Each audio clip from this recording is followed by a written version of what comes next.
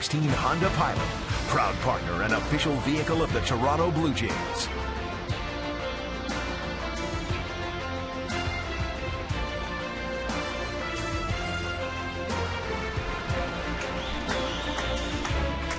Welcome to Oriole Park at Camden Yards. Last night, the Blue Jays wrapped up the 2015 season by clinching the AL East. Game 1 of this doubleheader they played last night.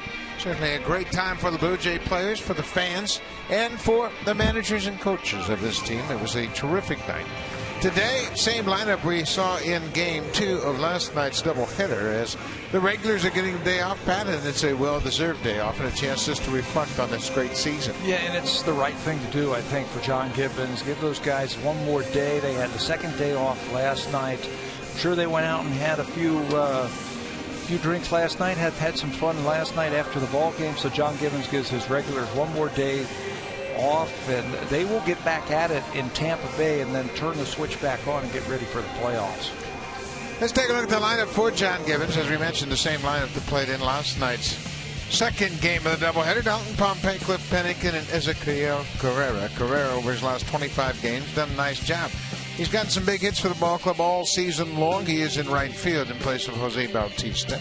Chris Colabello, Matt Hagan down in the 8th spot. Darwin Barney, he's done a nice job. He had his first home run in the American League last night, his 20th career home run.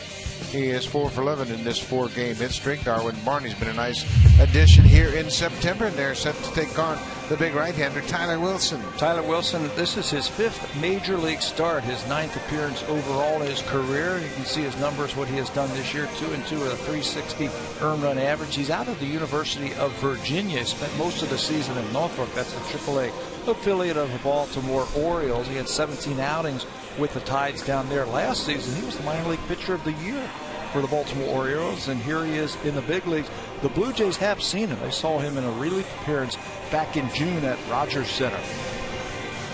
So he will wrap up this 4-game series for the Orioles, and Dalton Pompey will step in. Pompey went 1 for 4 in the ball game last night, had a beautifully executed bunt base hit.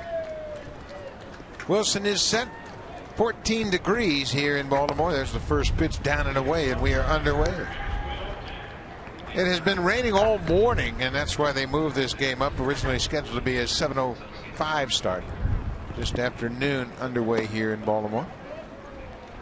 Of course, the entire east coast of the United States concerned about Hurricane Joaquin. It's working its way up off the coast of Florida. I don't think he had any complaints from any of the players today about moving this game up to 12 and get it over and then get on a plane and head back down to Tampa. Blue Jays will go to Tampa, Florida, play in St. Pete on Friday night, the final series of the season.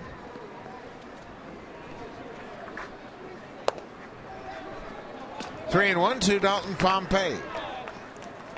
The Blue Jays, with the clinch last night, was the fastest clinch in their history. 6th division title. They clinched it in game 157. Only the 93 club had a faster clinch than last night's clinching game. Dalton Pompey takes a leadoff walk. Let's take a look at the defense for the Orioles, and they have played good defense all season. As a team, they've committed just 76 errors. Gerardo Parr, we've seen him in center, right, and now left field. Nolan Reimold's in center, and Ryan Flaherty has been in right 3 of the 4 games. Manny Machado, J.J. Hardy, a couple of Gold Glovers on the left side. It is Scope and Pierce on the right side, and Caleb Joseph catching for the first time in this series. You know who you don't see out there is Adam Jones, and he is probably finished for the season. That is the former Blue Jay Nolan Reimold with his 5th start in center field. Adams had 134 starts, but he's been battling a back problem, so his season is probably over. With Pennington, he was 0 for 3 in the game last night. Pennington is playing in left field. Pennington's done a nice job since joining the Blue Jays. He's driven in 11 runs in limited action. He's in a pair of home runs for the Jays. Pompey is on the move. Caleb Joseph's throw is a good one in time, and Dalton Pompey is caught stealing for the first time in his big league career. He had been 6 for 6, and Caleb Joseph threw a strike to nail him at second. 5 for 5 this season for Dalton, but it's a slow track. And watch the start. There's a lot of dirt being kicked up. They had the field covered today, then they put that turf out there, so it's a very slow turf. And you can see just before he gets to the bag, the tag is applied. Blue Jays were thinking about challenging the call, but they have conceded. Caleb Joseph with a strong throw. He's thrown out 28% of the runners this season. 2 balls and 2 strikes.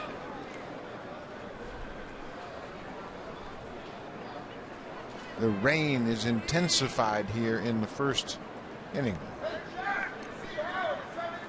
Just talking to some of the people around here, there's supposed to be a window starting right around game time today that we should be able to get this game in.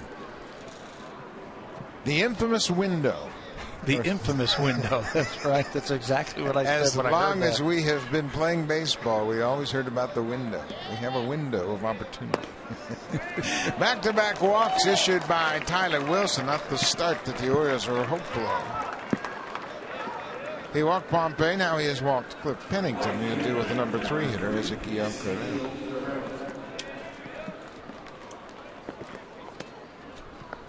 Buck Showalter, certainly a disappointing season for the Orioles, given they won the division last year.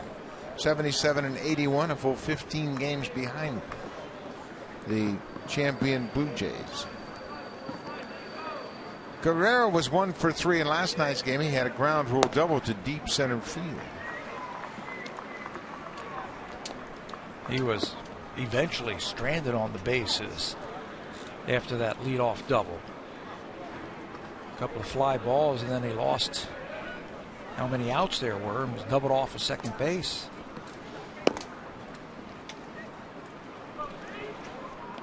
Ball and a strike to Carrera. Tyler Wilson, 26 years old. He grew up in Virginia, went to the University of Virginia, as Pat mentioned. There's a strike. 22nd player drafted out of the University of Virginia to make it to the major leagues.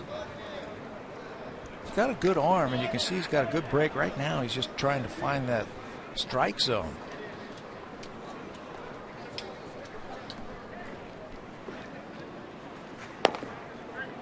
Strike 3 call. Carrera caught looking at that fastball on the outside corner. Let's take a look at this afternoon's starter, Tyler Wilson. Big, strong right-hander's got some good movement with that fastball. He's going to use it 70% of the time. It's just a low 90s fastball, but it's got some nice sink and some run on it. A slider, a changeup, and a curveball that he is going to use. The slider is probably his most effective pitch. Batters are hitting just 154 against that slider. So he will get the start this afternoon against the Blue Jays. Chris Colabello, the DH again this afternoon. Colabello went 0 for 4 in the game last night. He is one of just 2 Blue Jays in this lineup this afternoon that have faced Wilson. He is 2 for 2 against Tyler Wilson. Colabello, you can bet he's had some great thoughts of his last couple of days here in Baltimore, being part of a division championship team, and he was a big part of it. He had a great interview, I thought, after the game yesterday in the celebration in the clubhouse, talking about how far he has come to get to the major leagues, and then a chance to play on a very good team. He likes all the teams here, all his teammates. Remember, he spent 7 years in independent baseball, and here he is playing on a division champ. Shoots this one down the right side. This is going to be trouble. It's a fair ball up against the wall. Pennington is going to be stopped at third as Colabello slides in with a double. For Colabello, double number 19. He had a similar ball like that last night. I thought could have changed what the Blue Jays were doing, but it ended up going foul. This time he keeps it fair. A little slider down and away. Look how he just stays with that ball. Doesn't try and do too much with it. It's slicing down the line. Dug out of the corner by the right fielder Flaherty. So the Blue Jays cannot get a run. That's Pennington who makes it over to third base. Good piece of hitting right there. 2 outs now for Matt Haig. He had a base hit in the game last night.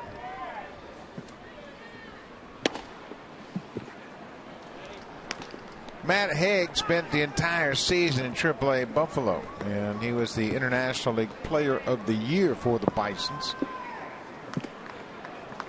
He had 338 in AAA.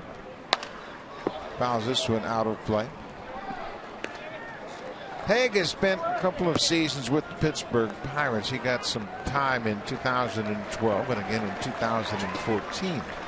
This was his first year in the Blue Jays organization. He made a couple of really nice plays last night, didn't he, in game number 2? A couple line drives snared at first base. Dug out a ball from Kawasaki. Looked pretty comfortable over there. He has played first and third throughout his career. You can see the players dealing with that rain now as it continues to come down here in the first inning.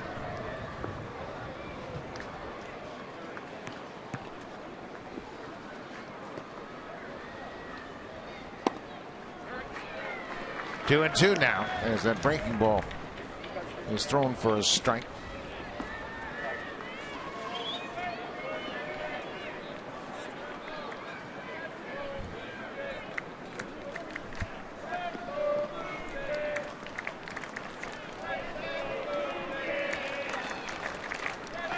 Blue Jay fans have stayed over after the doubleheader last night. Marcus Stroman bundled up here on a cold afternoon, just 14 degrees. And it has cooled off dramatically here in Baltimore. Haig drives this one deep to center, and that ball slicing away from Reimel, but he's able to get there and makes the catch. So the Blue Jays get a couple of walks, a double, but they strand a pair. We've played a half inning here in rainy Baltimore, and there is no score.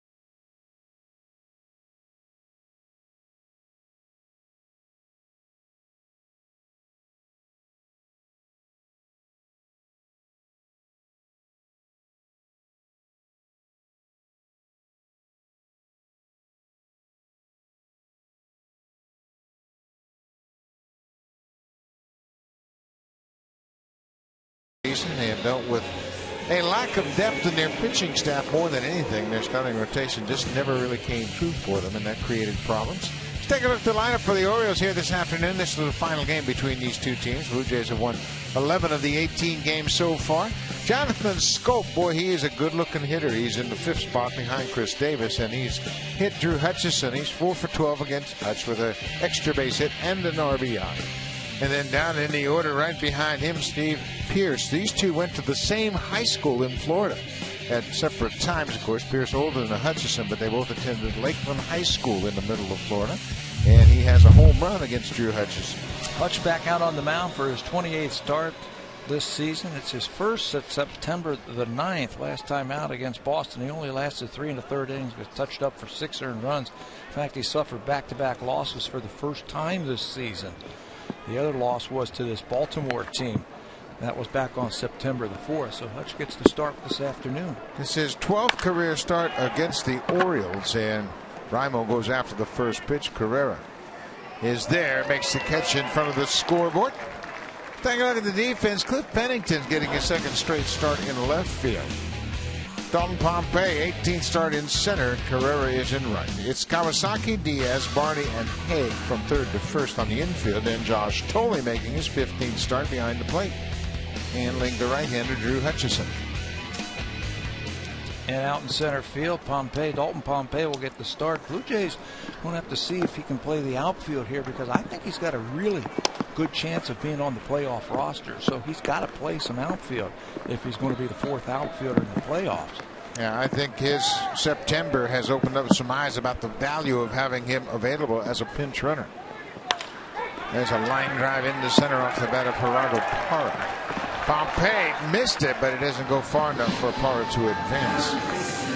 So Parra has a one-out single. That's what I mean about playing in the outfield. He makes the roster, and you made a great point about being a base stealer, but if something would happen to one of the outfielders, he would have to play in the outfield. So he's got to get out there. That time this grass is wet, it just skipped on him and went underneath his glove. Neither manager was looking forward to this type of game today. There's always the risk of an injury in something like this, but of course most of the Blue Jay regulars are not playing today. Manny Machado hits it high and deep to left. This one is going to be out of here. Machado, with his 32nd home run, has given the Orioles a 2-0 lead. Machado homered in the 7th in last night's game. Finishing up very strong here. That's 32 home runs now for Manny Machado, and I think he is just starting to scratch the surface of the type of hitter that he can be. He's got outstanding power. Remember when he first came up a few years ago, he had a ton of doubles, and you and I were talking about those doubles are going to turn into home runs once he matures and gets a little bit stronger, learns the league just a little bit more. As Davis goes after the first pitch and hits it to right. Carrera plays it off the wall. Davis is headed for second. He'll get there with a slide. So after Raimo fly out to right, single homer double. This double by Chris Davis. His 29th double of the season.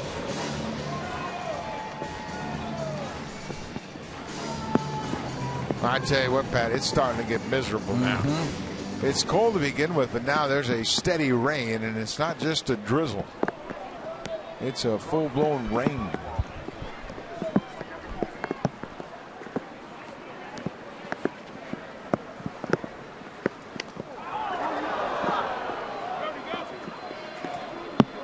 Jonathan Scope gets hit by a pitch on his right hand.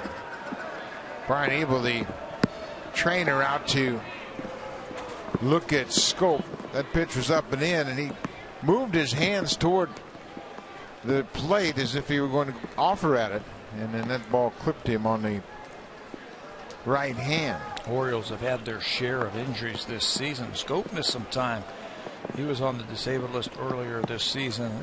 This time that fastball got away from Hutchison. There's what you were talking about. It's getting pretty damp in the base paths, out on the field.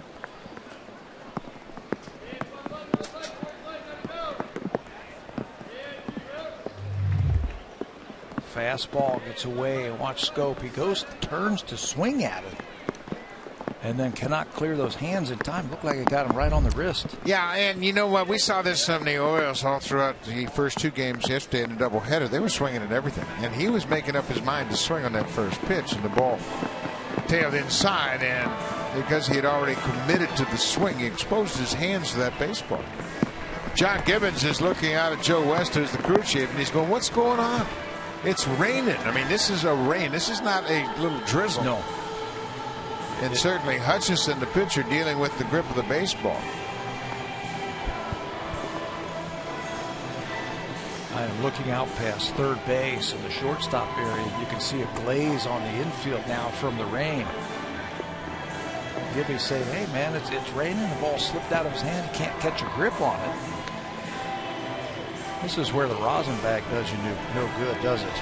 No, not at all. And generally, you'll see the grounds crew perched behind the tarp if they're in of the mind that it's going to be deployed soon. And now some of the grounds crew moving in behind that tarp. But Joe West seems to be set in his ways right now.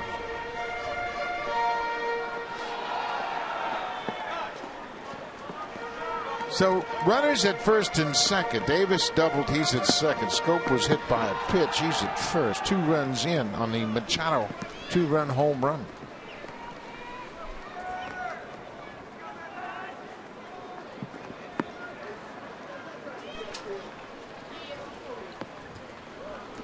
Steve Pearce. Mentioned Pearce and Hutchison went to Lakeland High School in Central Florida.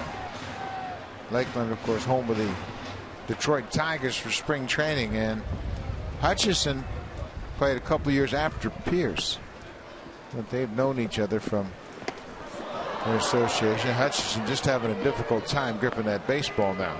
Yeah, that's what it's all about right there. The ball's getting wet. You can see John Gibbs, he doesn't want his players or the Oriole players to be injured.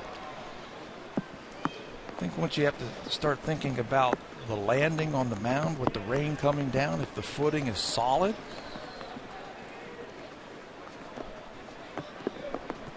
Well, obviously there's been rain here all week long. We had Tuesday's game rained out. The field is wet and saturated to begin with, and now the left side of the infield is really starting to shine as if the water is accumulating. There's a strike every time Hutchison delivers a pitch. He tries to find a dry spot on his uniform. Good luck. It's not going to happen.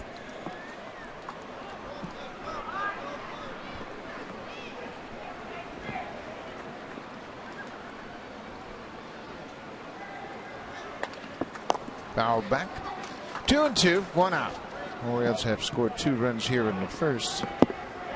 Drew Hutchison making his first start since September 9th.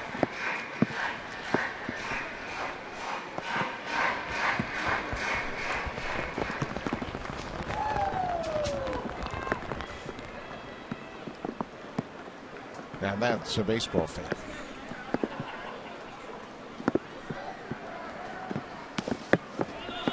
And blocked by Tolley.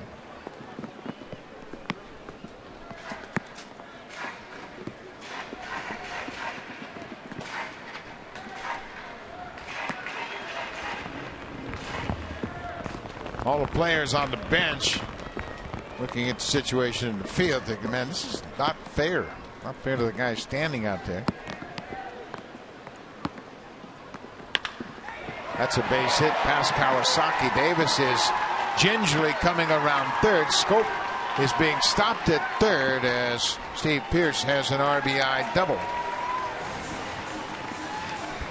Now the groundskeeper is going over to talk to Joe West. And West is pointing across to third base. Goes, man, it's really wet over there. Yeah, he sees what I see and you and I see. There's a glaze starting to appear on the infield where there's actual standing water. That's right behind third base. You can see it starting to shine just a little bit. Look at Kawasaki. He is the third baseman who's going to dive on this ball right here after it is hit by Pearce. And he is filthy. Now John Gibbons is going to come out and he's going to talk about that part of the infield. He is looking directly at third base and saying, hey, my guys are out there. I can't afford these guys to be injured. Yeah, obviously, man. Of course, Gibbons visions all of his players equally. He doesn't want anybody to get hurt. But it's in the hands of the umpire once the lineup cards are exchanged. And Joe West, the veteran at first base, he's the crew chief. So he's in communication with the grounds crew, and obviously they have been told about the window. That window's wide open right now, and it's raining inside.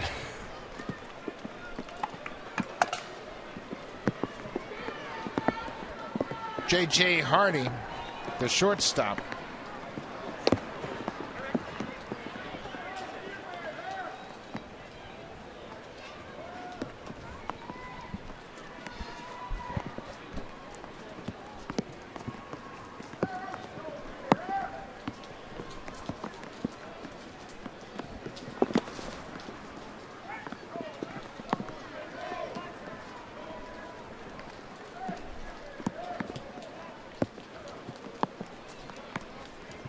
I just can't understand the mindset here of not at least calling for the tarp unless they have heard it's just going to be like this all day long and they're trying to see if they can play through it, but it makes no sense.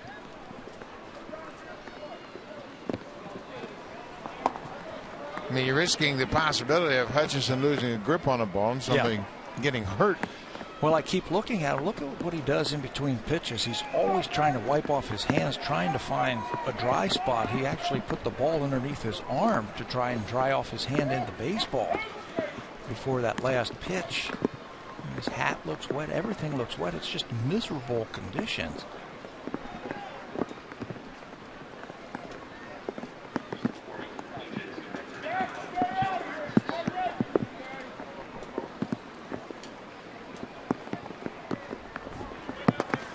Way outside. Well, the Blue Jays, they've got their bullpen up and throwing. You can see how the water is starting to accumulate and stand, and there are puddles on the infield, especially on the left side of the infield. Jeff Francis starting to loosen up.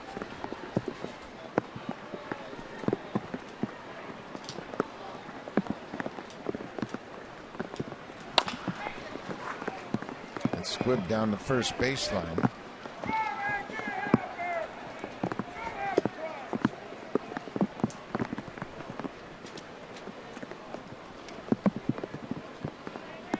This is really too bad that either team has to play in these conditions right now. That's why they moved this game up, hopeful of getting this game in before the rain began.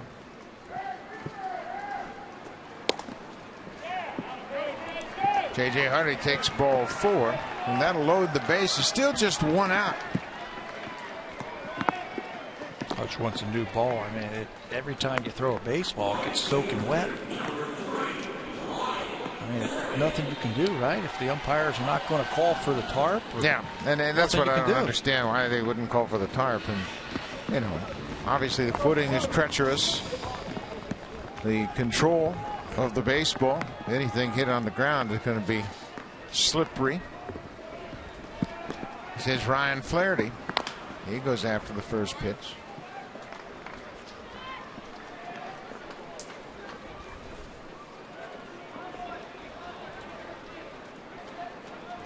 One out. Orioles have scored 3 runs on 4 hits. Manny Machado with a 2-run home run here in the first.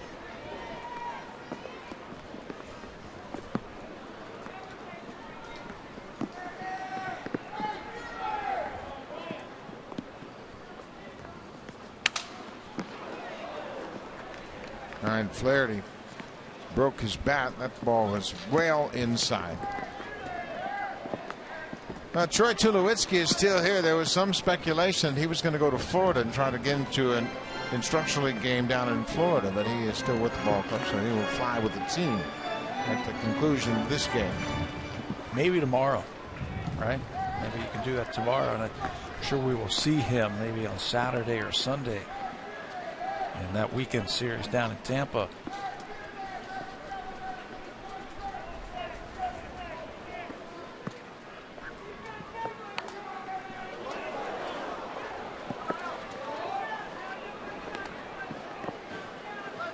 A 1-2 as Flaherty fouls off another inside pitch.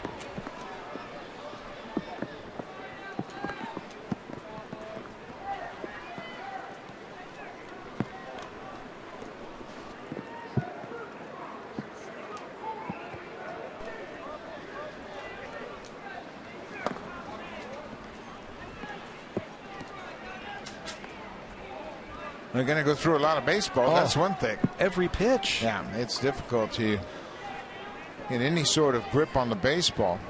Rosenbag, it's null and void. Hutchinson trying to find a dry spot on his uniform. I just don't know how you can field a ground ball, let alone throw the pitch. Flaherty strikes out. That's the second out of the inning.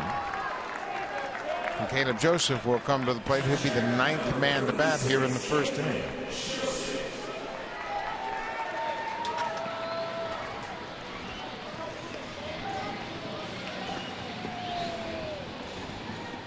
Caleb Joseph has done the majority of the catching this season. This is his 92nd appearance.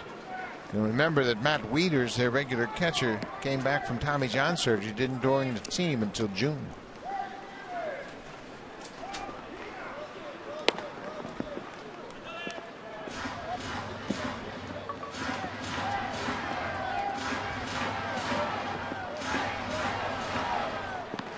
Hutchison has now thrown 24 pitches in this first inning.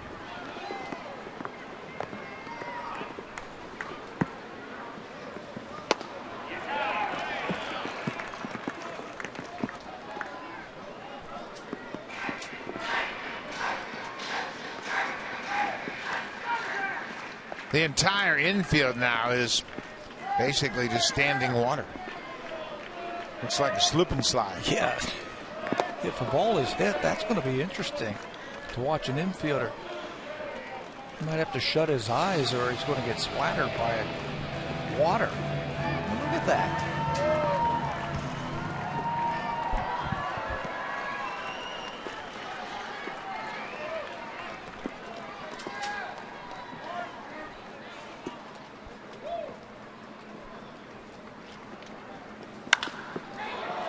Fly ball into center. Pompey over. Herrera calls him off, makes the catch. The inning is over. The Orioles score 3 runs on 4 hits, but leave the bases loaded. Now the grounds crew is going to go to work. Conditions deteriorating fast here in Baltimore.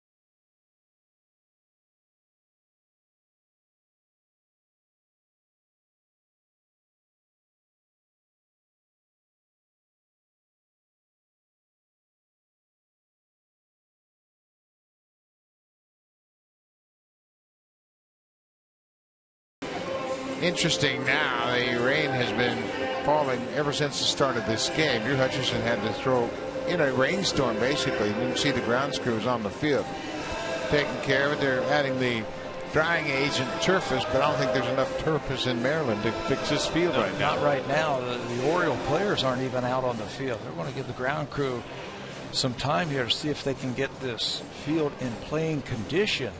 The number one thing that they should be worried about right now is player safety. You can pull a muscle, you can pull, a slip. The spikes don't heal or get into the dirt, and the pitcher can let go of the ball and drill somebody. I mean, this is dangerous. So I think you got to think this one through. That is the head groundskeeper right there on the phone, I'm sure, with the weather report to see. Is it going to keep raining like this all afternoon, and what they should do with this? But right now, this field is unplayable. Yeah, and obviously neither team wants to see anybody get hurt. And you're wrapping up the season. Blue Jays are headed to the postseason, and the Orioles, they just don't want to lose any players either. And the Yankees are going to come here for the weekend series beginning tomorrow. The Blue Jays will go down to Tampa Bay. Of course, in Tampa Bay, there's no concerns about rain. They've got a dome there.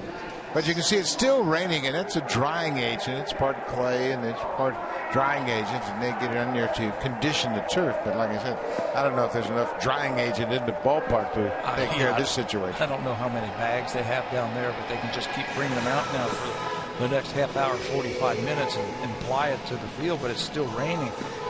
So we'll sit. And we'll watch and we'll wait to see if they can get this field back into playing condition.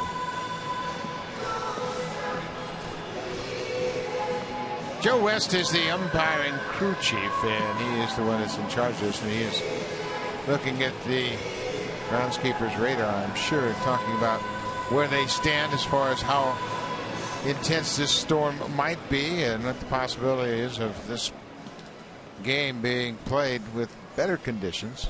I've played in these types of condition before where they just oversaturate the infield with that drying agent, and it's like playing on the beach. You ever play on the beach? Basically, you move and you don't go anywhere.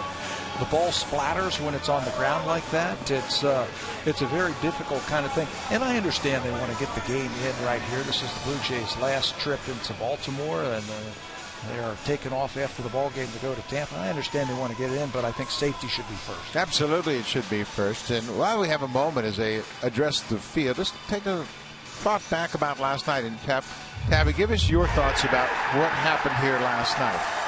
Well, Blue Jays winning game number one in the type of fashion that they did, just putting the pedal to the metal, if you will, to the Baltimore Orioles, I think showed what kind of team this is. They had a goal in front of them, and they said, okay, let's go ahead and just give it everything we have, and they pummeled the Orioles in game one. And then the enjoyment and the excitement and everything. You and I had a chance to go down to the clubhouse yesterday, and there were a lot of happy people down in that clubhouse. There sure were, and we went in and saw all the coaches and the manager. Alex Anthopoulos and his staff was inside, and they were all enjoying their first division championship in a long time. And I thought the game itself really reflected a lot about this team. Ryan Goins had 5 hits. The first time a Blue Jays shortstop has had 5 hits in the game, and it kind of reflects on his season and how he's gotten better and better. Kevin Pillar had some hits in the bottom of the order, but then there were the big guys. Bautista hit his 40th. Eddie hit his 37th, and it was kind of a microcosm of the entire season because everybody that made contributions all the way through the season contributed to that win in game one last night. And they did what they've been doing all season long. Justin Smoke had a home run. They played great defense. They got great starting pitching. They brought the bats, obviously, to it. Down in the clubhouse last night, you and I had a chance to talk to Mark Burley, and what a treat that was. And one of the things he said to us was, I'm not wearing the goggles because I want to feel that champagne sting my eyes. I'm old school. I enjoy it. Yeah, and he was very genuine about that thought. He says, you know what, it's not very often that you get to spill champagne on one another, and if you put the goggles on, you don't really have that sense of memory later down the road when you think about the celebration. Another thing he said that was very interesting, and I thought it reflected his personality and that of this entire team, was when Marcus Stroman got hurt and began his rehab, they communicated all the time. And Burley's message to Stroman was, I'll hold down the fort till you get back. And he did. He held down the fort. Mark's had an outstanding season, and now Marcus Stroman basically has taken that mantle and he's running with it. And it's very exciting. There was, by the time we got down there, the party had subdued, but you could tell that there was a lot of hooping and hollering down in that locker room last night, and rightfully so. There were a lot of very satisfied people in that locker room last night as they attend to this field and they try to get it back into playing condition. Let's go back to the studio. Here's Jamie Campbell.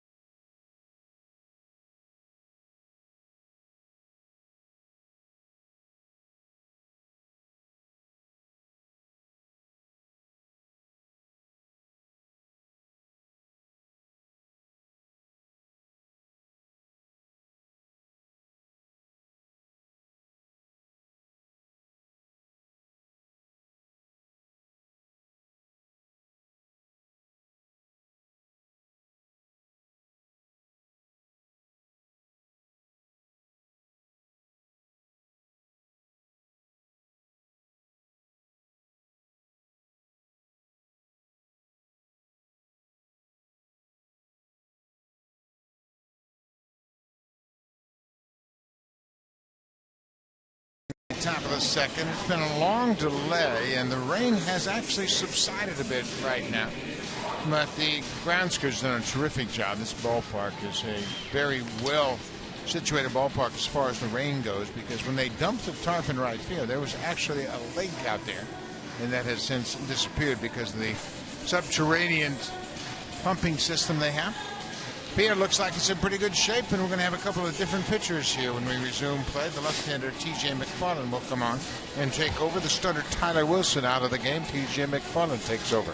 TJ's been up and down this season. He's been pitching out of the bullpen for a couple of years for the Baltimore Orioles. He's a ground ball machine. Throws a lot of strikes. He's been the long man out of the pen for the last couple of years. Like we said, not sure how long he'll be able to go today. This might be the rest of the bullpen to finish off this one, but McFarland will come on to start the second inning. There are his numbers in just 33 innings this season. Told you he's been up and down. This is his 5th stint with the Orioles. Paul Janisch as well comes on to take over in the field. And remember, Jonathan Scope got hit by that pitch, so Janisch will take over at second base.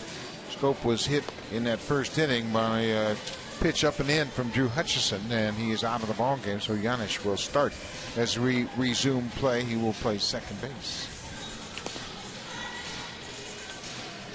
So there goes the throw to second, and Josh Thole will lead things off. Thole, the catcher in this game this afternoon.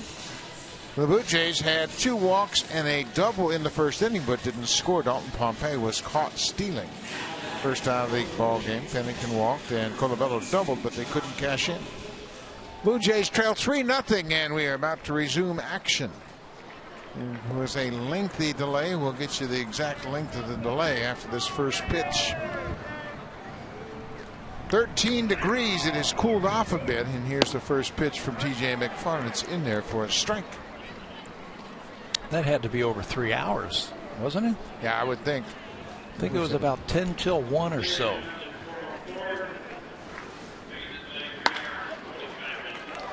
There's a ground ball. J.J. Hardy fields it easily, throws out Thole. The time of the delay, 3 hours and 20 minutes. Long delay. 3:25 actually.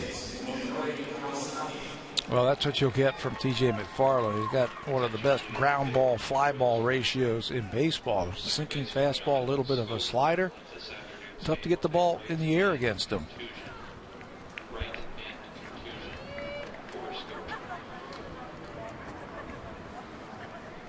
Munenori Kawasaki. Mooney played in the game last night. 0 for 3 with a couple of strikeouts.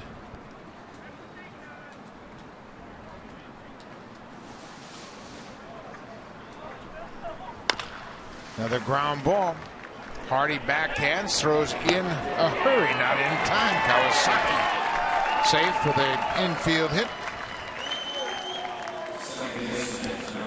Darwin Barney was picked up after Troy Tulowitzki suffered that injury in New York, and he's been a nice, pleasant surprise. He made 3 or 4 really nice plays with the glove last night, but this is the one that got everybody fired up. This dropped right in the front row on the left field line as he picks up his first home run as a Blue Jay. Darwin Barney has looked really good since he's been getting this extended playing time. He is not eligible for the postseason because he wasn't in the Blue Jays organization on August 31st. They didn't have a need, although Alex Anthopoulos had his eye on Barney for quite a while. He thought he would be a nice addition to the organization because, first and foremost, he can really field. He was asking about him, from what we understand, for a long time, trying to get him into this organization. But you're right, it's unfortunate that he is not eligible for the playoffs. Came over after Troy Tulowitzki got injured on September the 12th. Barney is now 29 years old. He was a 4th-round pick of the Cubs out of Oregon State University. His first full season in the big leagues was 2011. He played 143 games for the Cubs and finished 7th in the Rookie of the Year voting that year. The next year, he won his Gold Glove, 2012, with the Cubs. Primarily a second baseman. He's flashed some of that Gold Glove recently, hasn't he? Yesterday's ball game turned a nice double play, caught a line drive. 1-2 to Barney. Ground ball. Giannis at second will go to Hardy for one. Back to first. Not in time. Bang bang at first, but Barney legged it out. Buck Showalter, the Orioles manager, checking with the video room to see if they want to challenge that call. But he was across the back. On these days, after long, lengthy rain delays, the game seems to be in slow motion. The field is very soggy. The players don't really want to stretch it out because of the soft field where you can pull a muscle. And it doesn't look like the Orioles are going to take a look at it.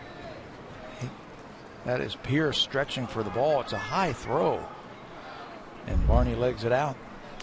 They're still waiting on Buck Showalter to decide whether or not he wants to challenge the call on the field. That's what the delay is.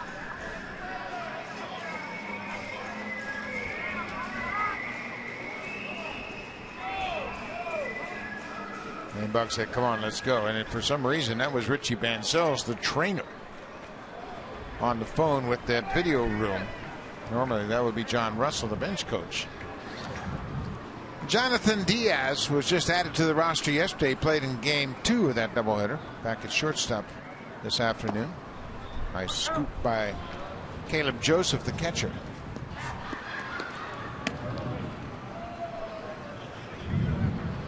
Jonathan Diaz has been dealing with a shoulder problem, and it has limited his playing time, but now he's healthy again, and he's an interesting addition this late in September. Well, now it's October. He came up on the final day of September. Fair ball. Here steps on the bag. The inning is over. The Blue Jays get an infield hit. They strand the base runner. Go to the bottom of the second. The Orioles have a 3-0 lead.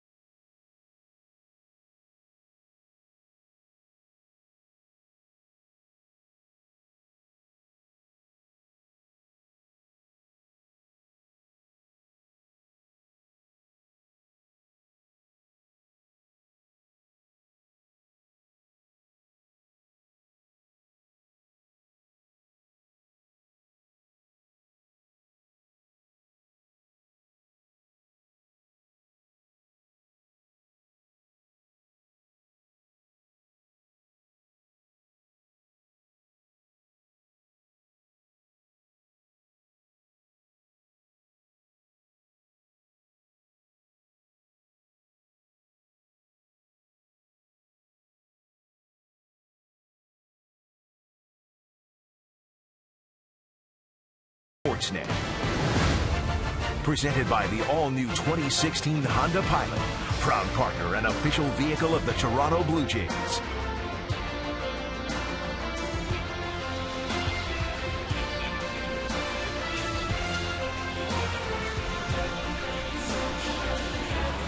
Left-hander Jeff Francis comes on to take over for the Blue Jays. Drew Hutchison started and gave up 3 runs on 4 hits in 1 inning. Jeff Francis from Vancouver. He went to high school in North Delta Senior Secondary School in North Delta, BC. He's making his 13th appearance for the Blue Jays here this afternoon. It's going to be really interesting how they finish off this ball game. Blue Jays have 12 relievers that they can go to. Drew Hutchison through just the 1 inning because of the lengthy rain delay. We'll see how they do it. They will probably push Jeff as far as they can. You know, he has had the most strikeouts for a Blue Jay reliever this season. He had 6 when he did it against Tampa Bay earlier this season. Nolan Reimel flying out to start the ball game. He is batting leadoff this afternoon.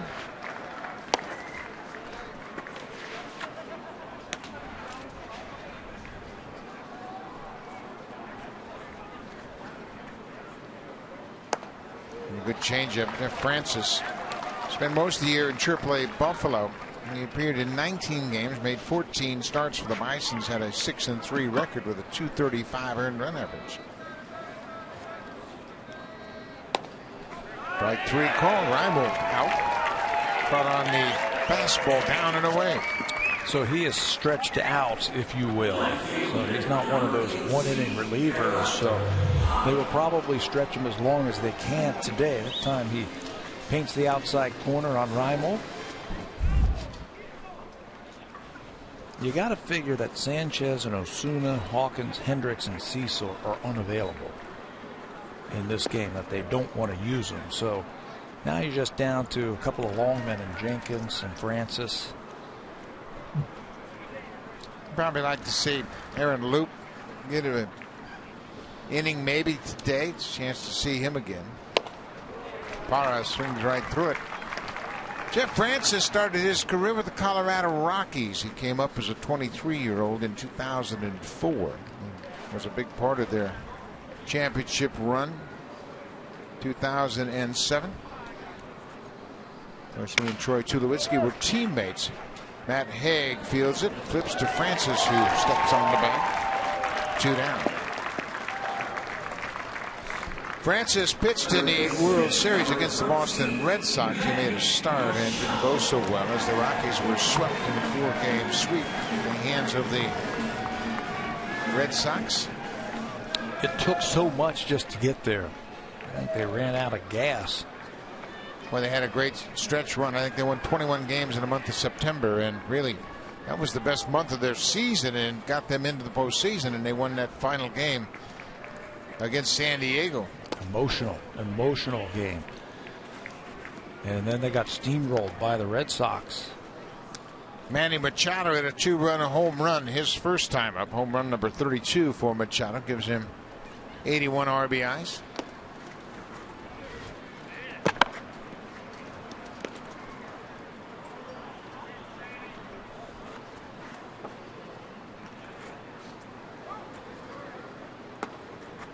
Francis left Colorado. He missed the entire 2009 season with a shoulder problem. And it's really unfortunate because he was on the verge of really developing into one of the frontline pitchers. Won 17 games for the Rockies in 2007. Made 34 starts, pitched a career high 215 innings that year. That's saying something, doing that in Colorado. Jeff's got a great curveball, and everybody knows that curveball doesn't spin too well in the high altitude. Machado walks with 2 outs. That'll bring Chris Davis to the plate. Davis had a double his first time up.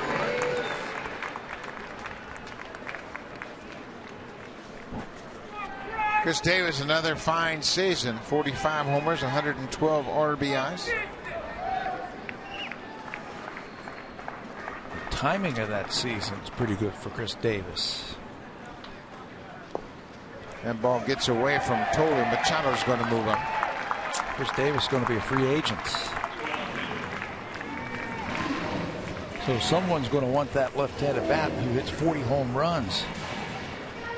It's a big bat that has won a batting title a couple of years ago here with the Orioles, and now he's on the verge of free agency. And given the history of the Orioles, be a surprise if they re-signed him.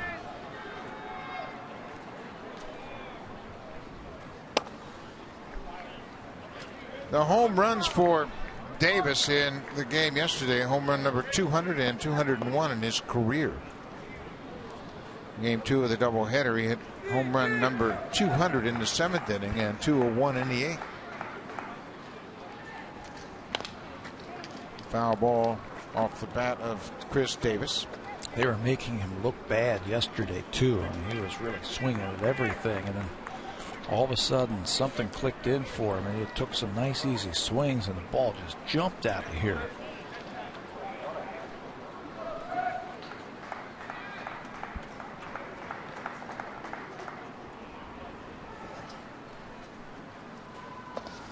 And big sweeping curveball. There's that pitch you were talking about. It's 3-1 now to Davis.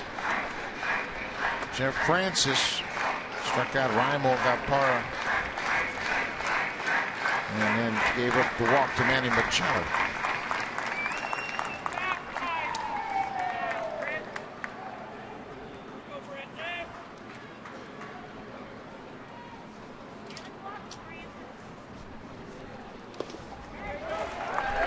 Another walk. He misses with that breaking ball. Number 15,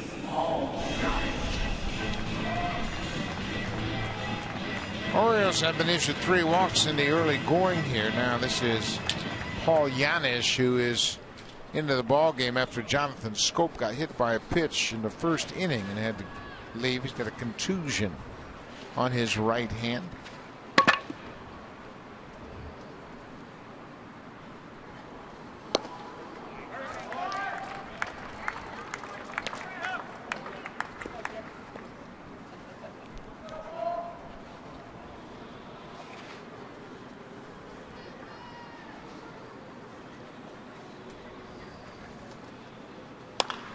There's a base hit to left field. Cliff Pennington plays it on the hop. Here's the throw to the plate. It is not in time. Machado slides in ahead of the tag of Josh Tolik. Paul Yanis with an RBI. How about that? Jonathan Scope is out of the game. They go to their bench, and Paul Yanis doesn't waste any time. Early in the count, that's a solid single into left field. Pennington gets over there, not over the left fielder. It's got a shot. But Machado outruns the baseball. Look at its angle going home and slides around the tag. That makes it 4-0. Well, the first 2 guys get out, and then it just seemed like Jeff Francis was trying to be a little bit too fine against the power hitters of the Orioles. Machado and Davis walked both of them through a wild pitch. Steve Pearce had an RBI double his first time up. For Yanis, that's RBI number 3 on the season with the Orioles.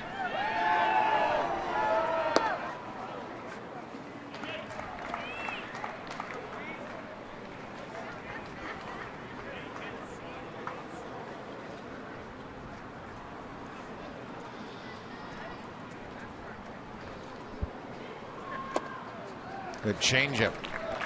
1-2 to Steve Pearce. He is playing first base this afternoon. We've experienced a rain delay, 3 hours and 25-minute delay officially. Drew Hutchison started the ball game.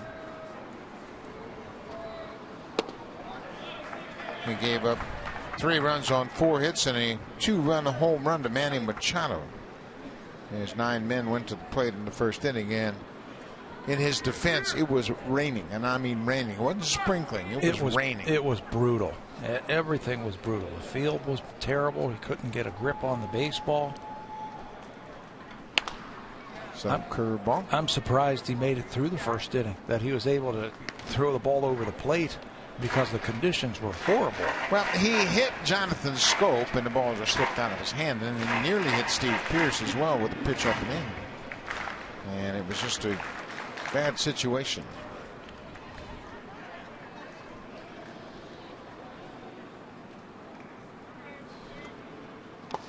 Pearce goes around. He strikes out to end the inning. But the Orioles add a run in the second. They score a run on a hit, leave 2. 4-0 Orioles.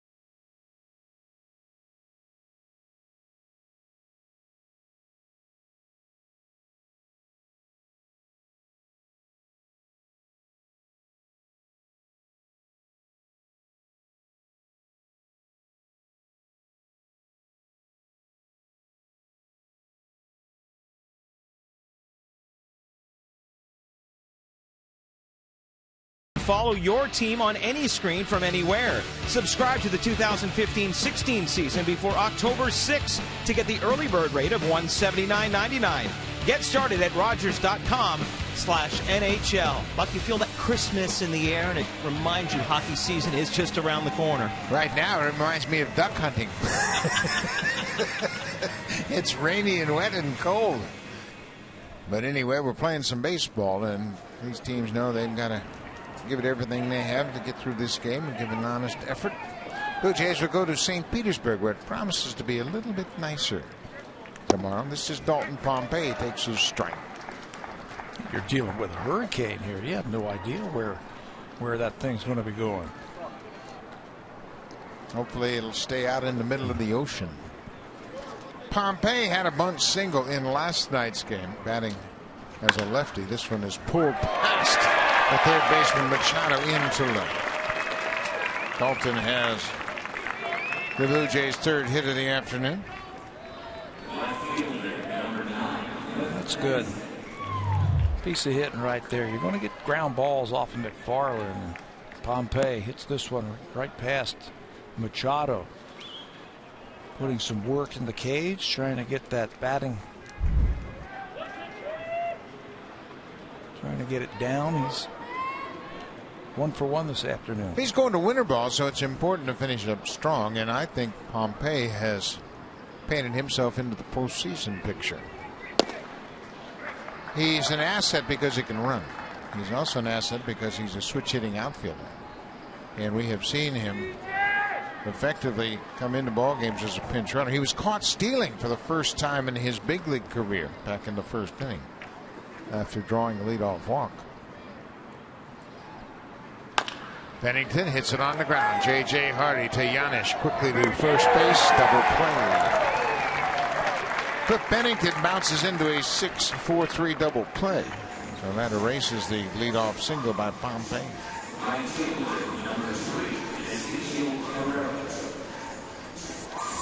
Of course, the Blue Jays have sealed their fate as far as the postseason. They have won the AL East Division. They will open up the postseason play AL Division Series on Thursday at Rogers Center. Their opponent, of course, yet to be determined. It's always interesting this time of the year. Once we can start talking about it, of course, you and I are superstitious, so we never talked about the postseason until it was a done deal. But now you can look to the rotation, the roster, who's going to make it, who's going to be included. Well, remember when we started this road trip, we talked about things to take care of this week on this road trip, and that was win the division, and they did that. Now they want to secure home field advantage throughout the playoffs, and they're in a battle with the Kansas City Royals for that. That's why these games become important for them. They have to play them. Mark Burley, that was also on the list. You saw him right there, 200 innings, and he'll have a chance tomorrow in Tampa Bay to add to his total this year. So Mark Burley will start tomorrow against the Tampa Bay Rays. Erasmo Ramirez, I think, is going to pitch for Tampa Bay.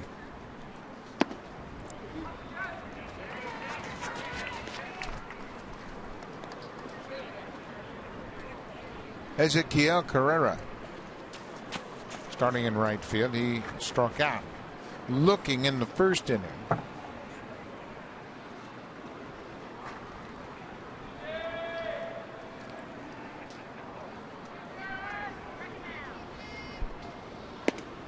Chases that pitch up and in.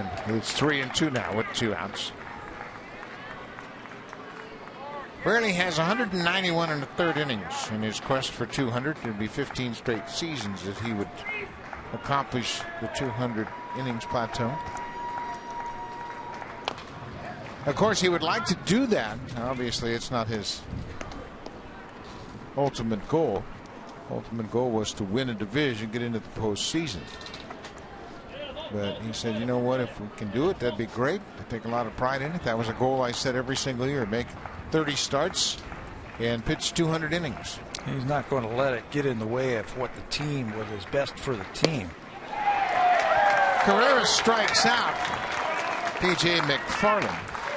Gives up a single, gets a double play and a strikeout.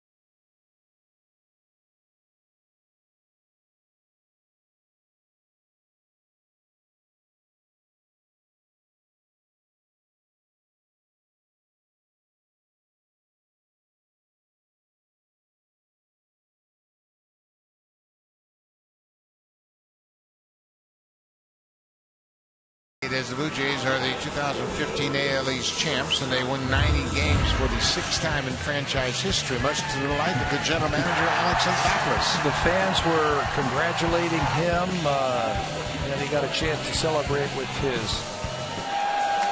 manager, John Gibbons. Then he went in and with his players, he got a chance to be with them and sip some champagne of some division champions, and yeah, it was worth the wait.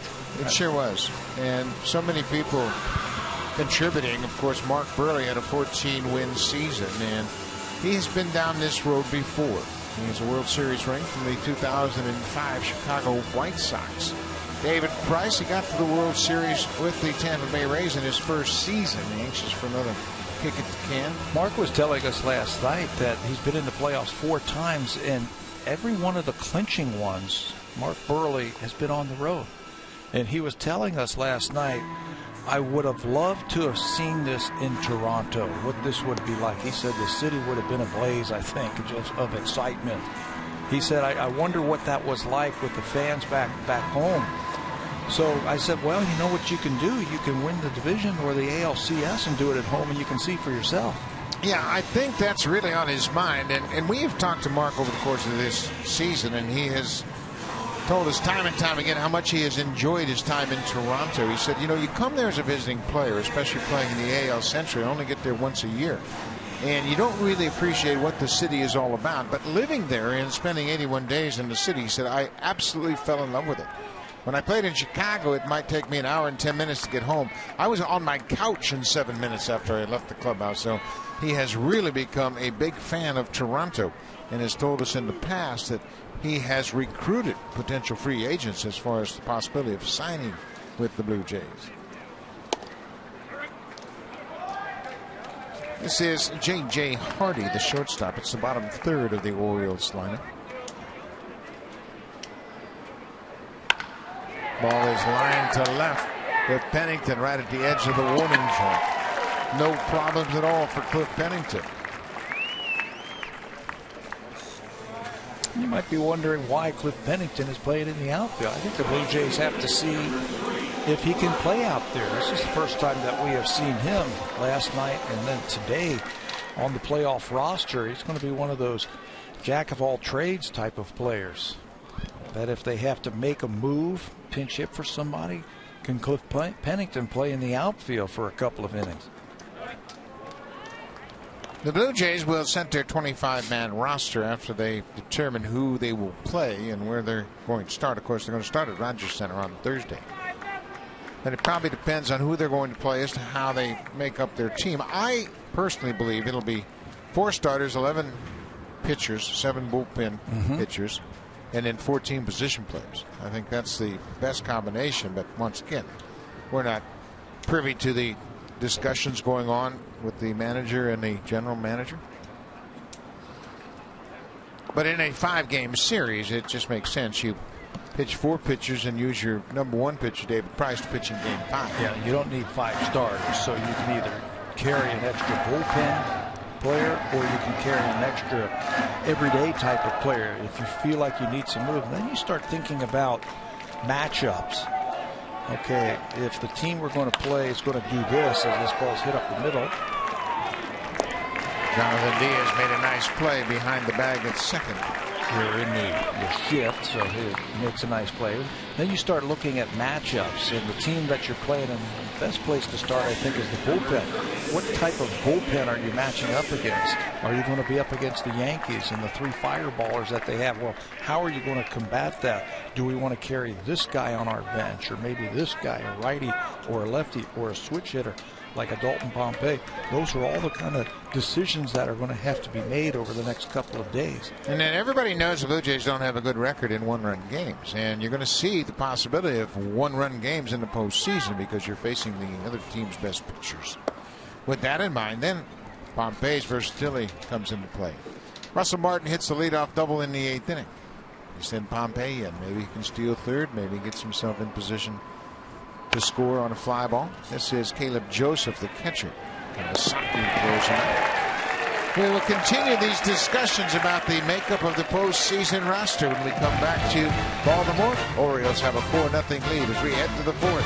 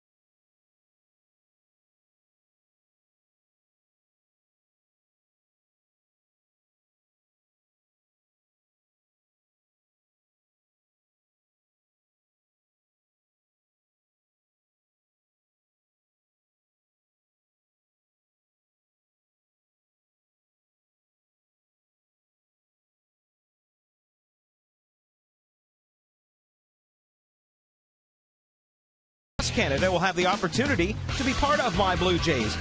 Earn points throughout the 2016 season to redeem them for some incredible experience and memorabilia. Visit BlueJays.com/MyBlueJays for more details. Buck, it looks like a lot of those Blue Jays fans are the only ones left here at Camden Yards today. Well, they didn't know that Blue Jays were going to clinch last night, so they made plans for a 4-game series and thought this might be the day that they can watch the clinch, but they figured, hey, I'm here. I'm going to hang around for the final game of this series and a final opportunity to see the Blue Jays play in Baltimore. This will be Chris Colabello. Colabello is the DH, batting .319. He doubled his first time up, his 19th double of the season. The Blue Jays have gotten very good production from Colabello at Smoke when they both play at first base, or Colabello's the DH. They have driven in some runs, hit some home runs. He has come here and started hitting, and he hasn't stopped hitting. That base hit that last time up got that average up to .319 over the full season. He's at just over 300 at bats for the Jays, and we were talking in between the innings that Chris becomes an important player, I think, for the Blue Jays putting this roster together. We were talking about matchups Yeah, if they play the Yankees, he might be an important guy to face an Andrew Miller late in a ball game.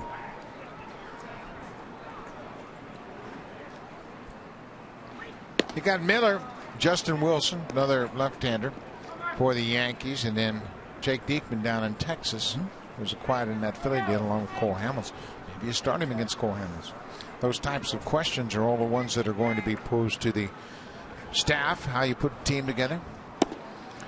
The Blue Jays have sent a core of scouts out to watch all of the possible teams, and as the teams are eliminated, they will concentrate the scouts to the teams that are still alive for the postseason. So when teams get eliminated, they will move those scouts onto other teams. Colabello reaches out and pokes it into center. This is 2 for 2. Actually get that average up over 320. Took a pretty tough pitch from McFarland and got enough wood on it. Those are the type of at-bats that he might see. Watch this ball change up, down and away, and he gets just enough of it. Good plate coverage on that pitch down and away. We mentioned the production at first base. Only the New York Yankees have got more RBIs from their first baseman than the Blue Jays. The Yankees have 114 RBIs. The Blue Jays 109. Matt Haig goes after the first pitch. The Blue Jays are also right there with the top two teams in the American League in home runs from first baseman. The Orioles and the Yankees are tied with 42, while the Blue Jays have 38. So they've gotten some production from the first baseman this season. Smoke, Colabello, Edwin Encarnacion has had his share of games at first base. He's made a contribution as well.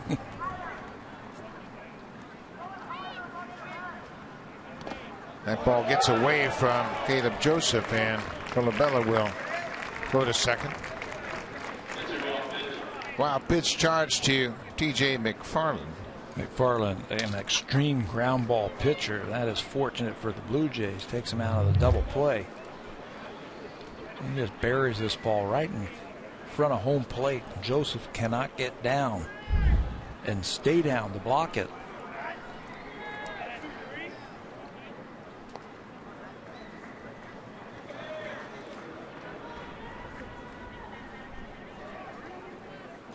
Ball and a strike to Matt Haig. Haig was 1 for 4 in his start last night in game 2. He pokes one down the right side. That is a foul ball. Just sliced foul at the last moment. You mentioned Encarnacion. He had 13 home runs while playing at first base, so he's part of that contribution over at first. That's the position you want to have some power. In the Blue Jays, they do it with 3 different guys at first base. Corner power, and the Blue Jays have it for sure. They got Donaldson at third, and that combination of Colabello, Smoke, and Encarnacion has put together a good season production. Smoke has enjoyed his time here with the Blue Jays, and he's been a big asset both in the field and at the plate. I'm not surprised that he's had a good offensive season. It's just a matter of time. I think putting him in a ballpark conducive to the type of player he is, a fly ball type of hitter. The Yankees took a gamble on a former Mariner as well in Dustin Ackley, and their scouting profile suggests that Ackley, like Smoke, a fly ball hitter, would fit well in Yankee Stadium. And that was true. Ackley hit another home run the other day. I just figured the same thing was going to happen with Justin Smoke this season, and it has turned out to be. Smoke with a 2-run home run in the 9th inning in game 1 yesterday. That gives him 18 home runs and 59 ribbies for the season. Josh Tolley will bat next against T.J. McFarland. The Blue Jays are down 4-0. Ground ball. Colabello has to stay put at second.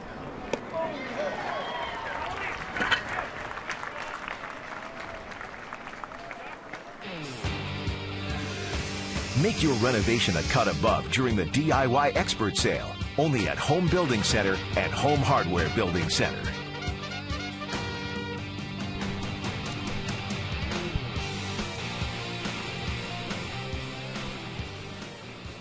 Josh Tolley, the catcher, grounded out to shortstop.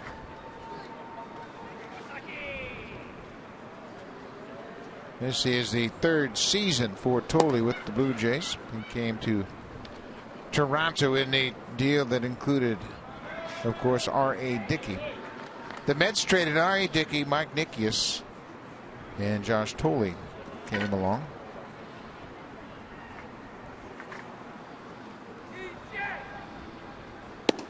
In exchange for Tolley and Dickey, the Mets got John Buck, Travis d'Ormeau, and Noah Syndergaard. And of course, d'Ormeau and Syndergaard, a big part of their division championship this year. And they held out. Those were the two best prospects, the highest rated prospects in the Blue Jay organization at the time, and they held out. The Mets did, wanting that second high prospect, and they got it in Syndergaard. Well, the Mets had leverage. Dickey was coming off a Cy Young season, 20-6 with the Mets, and he's been a very big part of this thing. Consistency, another 200 inning season from R.A. Dickey. We had a lot to talk about during the rain delay. We had 3.5 hours to talk about it. And that was one of the things we were talking about.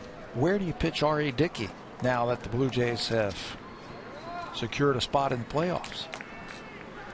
Is he game 2 or is he game 3? Is he at home or do you want to pitch him on the road? Tolley loops this one towards the left. That's going to drop for a hit. Parra plays it on the hop. Tolley has a base hit. Colorado had to hold up, make sure it was down safely and left, and he moves to third. Yeah, it certainly depends on who you're going to play as to how you set up your rotation. Here's a look at the Tolley base hit. Josh just inside out to that ball. Hits a lot of balls to left field. Trying to stay on that left-hander, T.J. McFarland. Gets a hit with a runner in scoring position.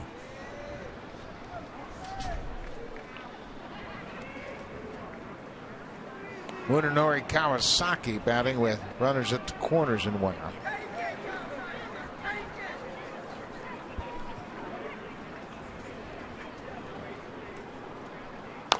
Ground ball. That's going to give the Blue Jays a run. Kawasaki is out at first. Colorado comes in to score. Mooney will pick up an RBI on the ground down, as Giannis had to shovel quickly to first to retire Kawasaki. Colorado comes in to score. It's a 4-1 ball game. Mooney will figure out a way to get that run in, won't he? Runner at third base. He just tops that ball in front of home plate. It doesn't hit hard enough for a double play, but it gets the run in. He will pick up his second RBI of the season. Kawasaki had a base hit his first time up. Darwin Barney reached on a fielder's choice. Let me tell you something. The extra guys are playing this game, but they would love to have a winning effort and contribute to the best record in the American League. They take a lot of pride in their game as well, and it'd be a real boost for them if they could come back and win this ball game. Ground ball pulled the left side. Machado has it. He throws on the run in time. The inning is over. But the Blue Jays score a run on 2 hits. They leave a runner. We'll go to the bottom of the fourth. 4-1 Orioles.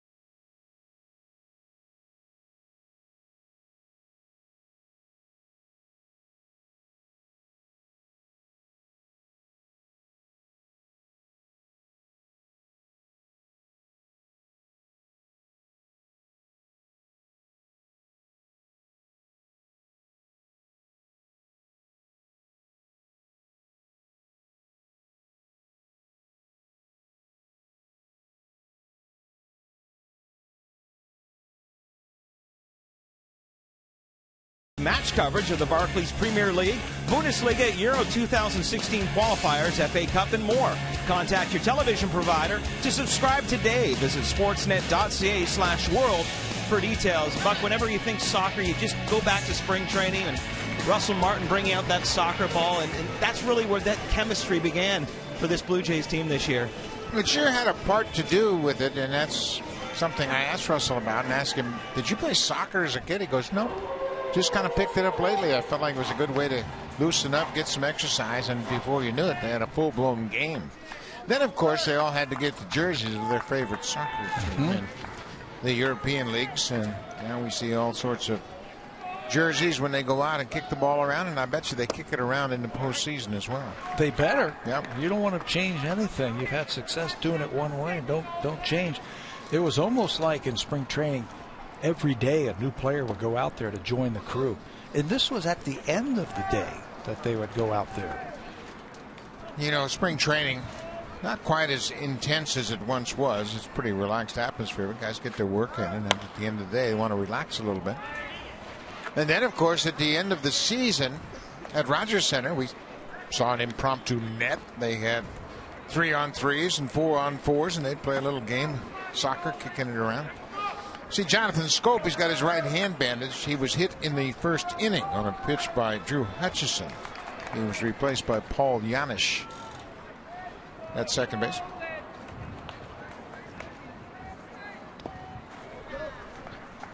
Well, earlier in the game, if you were with us, you remember it was raining hard, and this one just got away from Hutchison. You can see the rain pouring down. It gets away from him. Scope went to swing at it and then just couldn't hide those hands behind his body. Takes the brunt of it on that right wrist. There's an excuse me swing as Raimo tried to check his swing and taps it back to the mound as he played for Francis. That was a first pitch to Jonathan Scope, and he was swinging. I mean, he made up his mind he was going to swing on that first pitch, and when he opened up, he exposed his hand to that baseball and got hit by the pitch. We see that a lot now, don't we? Yeah, more than ever. Players getting hit on the hands and getting something injured. It's almost like they don't know how to take a ball on the inside and turn their back to that inside pitch. Pitchers don't pitch inside as effectively as they once did. And there's a combination of factors that come into play. The inside strike not called as frequently. The warning is in place that hitters wearing shin guards all over their bodies, elbow pads and everything else, and they got body armor up there. When they go up to hit, they dive out over the plate. They don't know how to get out of the way.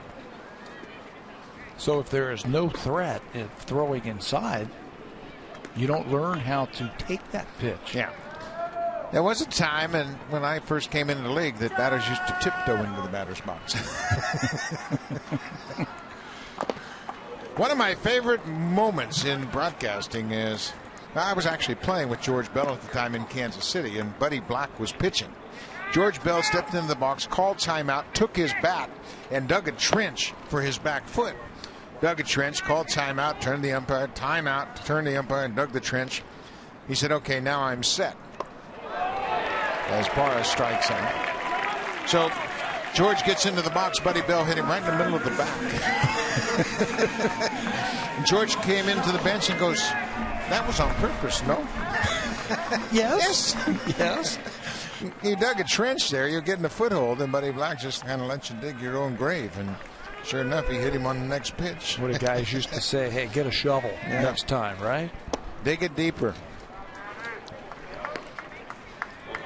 Two down, Manny Machado. Back in the old days, they used to call timeout and, hey, is it okay if I get a toe hold here? People like Bob Gibson would knock it out. Manny Machado, he's been on base 3 times. This is Chris Davis. He's been on base both times. He's come to the plate, and last night he had a big night in Game 2. Watch how free and easy these swings are. First from Ryan Tepera on the ball that was down and out over the plate. A nice, easy swing. And then off of Steve Delabar. High, arcing ball. About 400 feet to dead center field. Those 2 home runs gave Chris Davis the lead in the American League in home runs. Nelson Cruz hit a home run last night to give him 44. Davis now leads at 45 starting play today. Chris Davis is among the leaders in RBIs, and he's surrounded by Blue Jays. Donaldson, Bautista, then Davis, and Encarnacion. They're the top 4 in the American League, and they're all in the ballpark here in this final game of the season between Orioles and the Blue Jays. And that board right there shows you when these two teams get together, there's a lot of runs always being scored. Blue Jays scored 15 runs in game number 1 yesterday. The Orioles came right back with 8 runs of their own.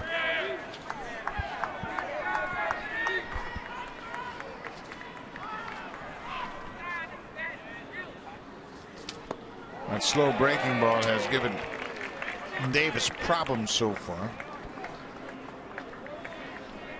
Francis walked him last time back in the 2nd inning. This is the 3rd inning of work for Jeff Francis.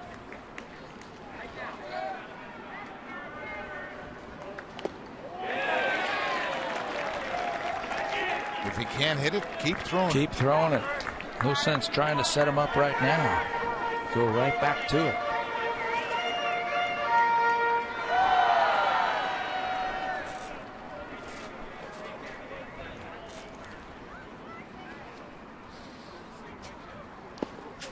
Good block by Tolan. The Blue Jays have scored a run here this afternoon. They trail 4-1, but now they have scored 874 runs for the season.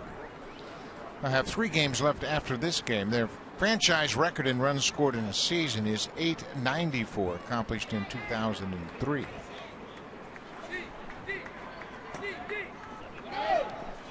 There goes the runner, and they better get to third. Machado slides in head first. Kawasaki heads for third as Totally blocked the ball in the dirt, and that's 19 steals from Machado. That's significant as he's trying to become a 20 home run, 20 steal guy.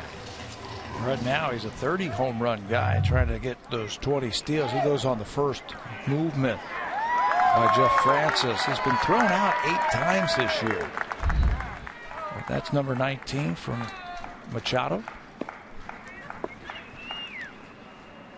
It would be the 7th 20 steal, 20 or more home run season in Oriole history. The late Paul Blair, great center fielder, did it. Don Baylor did it in 75. Reggie Jackson in 76. And Brady Anderson did it 3 times. Brady Anderson accomplished the feat in 92, 96, and 99.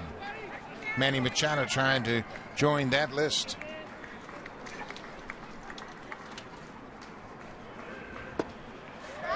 Davis walks for his 2nd time. He's been on base 3 times this afternoon, and that's going to be it for Jeff Francis. John Gibbons is out of the Blue Jays dugout.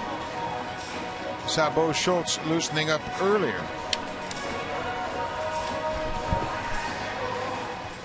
So Francis goes 2 2/3.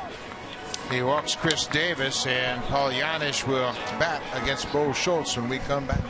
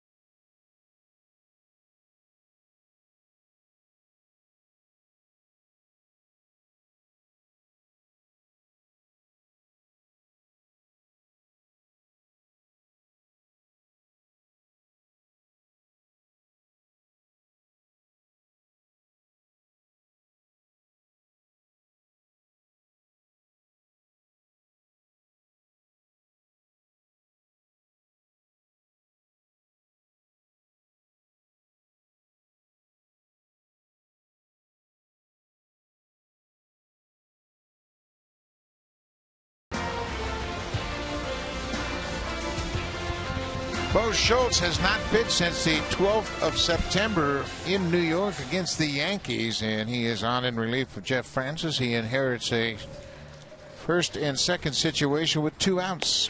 Yeah, it has been a while since we saw Bo. That was in that doubleheader against the Yankees. He threw a third of an inning, gave up a couple of hits and an earned run, had a strikeout. There are his numbers in his 30 games this season with the Blue Jays. 12 walks in 41 2/3 innings for Bo. Good hard fastball, good slider. He's got to be able to command it, and they're going to have to get a couple of innings out of him here this afternoon. Bo Schultz in the middle stages of his tenure here with the Blue Jays was pretty good. He really had some great stretches where he threw the ball very well. He had a very good outing against Tampa Bay on the 17th of July. He went 2 innings, didn't allow a hit or a run, walked 1 and struck out 4.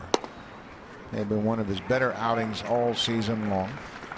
He had another good 2-inning outing on the 6th of August at home against Minnesota in a 9-3 win.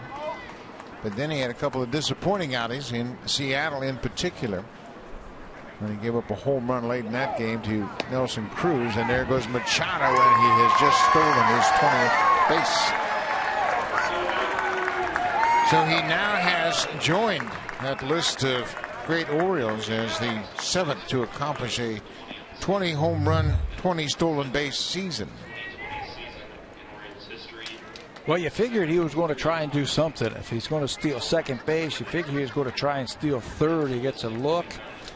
He got 1 look from Bo Schultz, and he took off. Now, that is a guy right there who is playing hard and playing in the mud today. Look how dirty he is. Polyanich had an RBI single to left his first time up. He entered the game defensively, and this is a pop-up. Right side of the infield, Darwin Barney, the second baseman, gets there. The inning is over. The Orioles get a couple of base hits. They strand Chu. We'll go to the 5th, 4-1 Orioles. Now time for a Blue Jays Central update. Here's Jamie Campbell and Greg Zorn.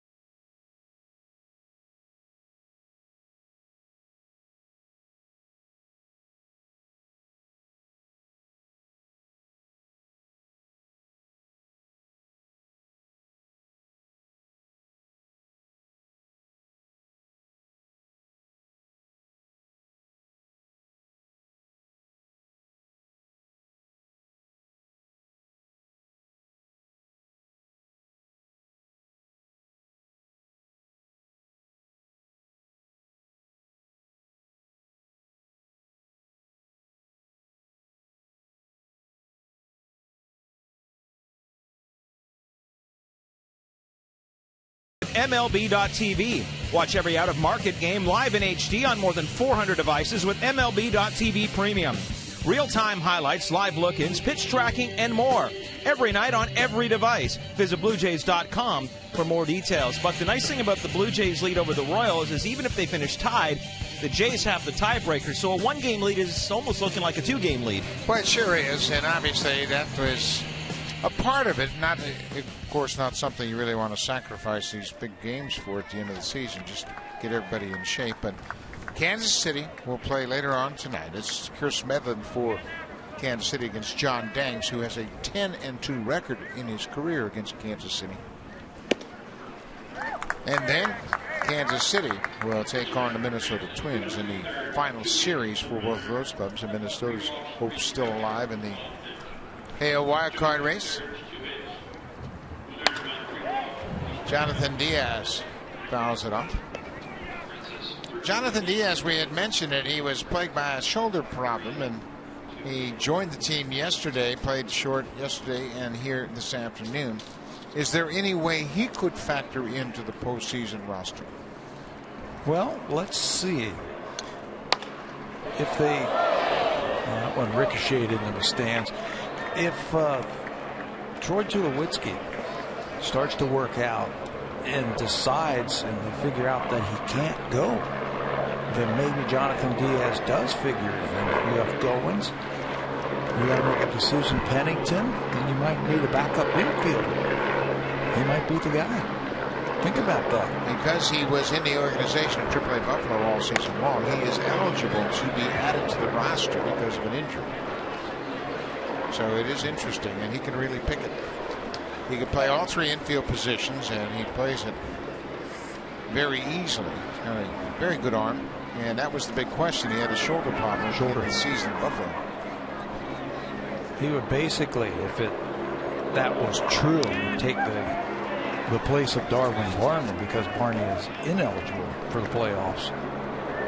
He would then become the utility infielder. So when you think the front office is just sitting back trying to celebrate a championship, they are working on a lot of things. The scouting corps is out looking at potential opponents for the first round. They're teams of scouts, and a minimum of 2 scouts on every team. And one guy will look at the hitters, one guy will look at the pitchers, and then they'll put in a third, maybe in a 4th scout on that series to get really in depth with the scouting. The Blue Jays haven't played the Astros in a long time. They played the Texas Rangers fairly recently. Of course, they played the Yankees a lot lately. They haven't played the Angels for quite a while. So those are the teams you really want to focus on, because in my mind, Texas is a different club right now than they were when the Blue Jays played against them. Texas or Houston? Texas. Texas. I think Texas is playing better now than they were before. Beltre's hand was bothering him. We didn't see Cole Hamels, and I just think they're playing better now than they were at that time. Houston, of course, is a different team. They didn't have Carlos Correa. Totally different team. They didn't have Kazmir. They didn't have Correa. They didn't have Carlos Gomez. You know, it's a different team. I don't think we have seen them since the beginning of June.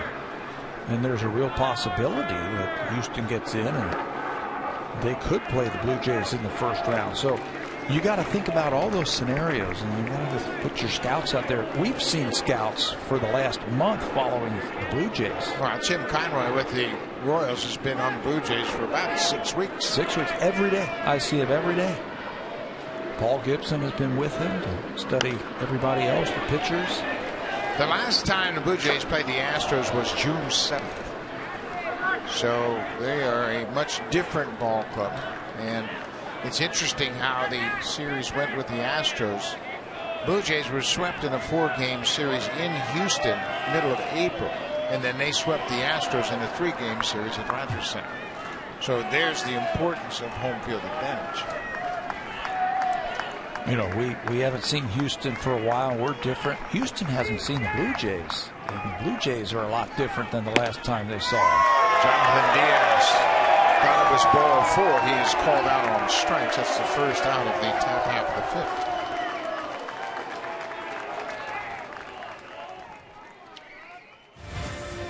Help is only 140 million miles away. The Martian. In theaters, October 2nd. It's an interesting shot and shows you the value of slow motion. Slows that helicopter's rotor down very effectively. I thought that thing was sitting on the ground, just twirling away. Dalton Pompey has walked and singled.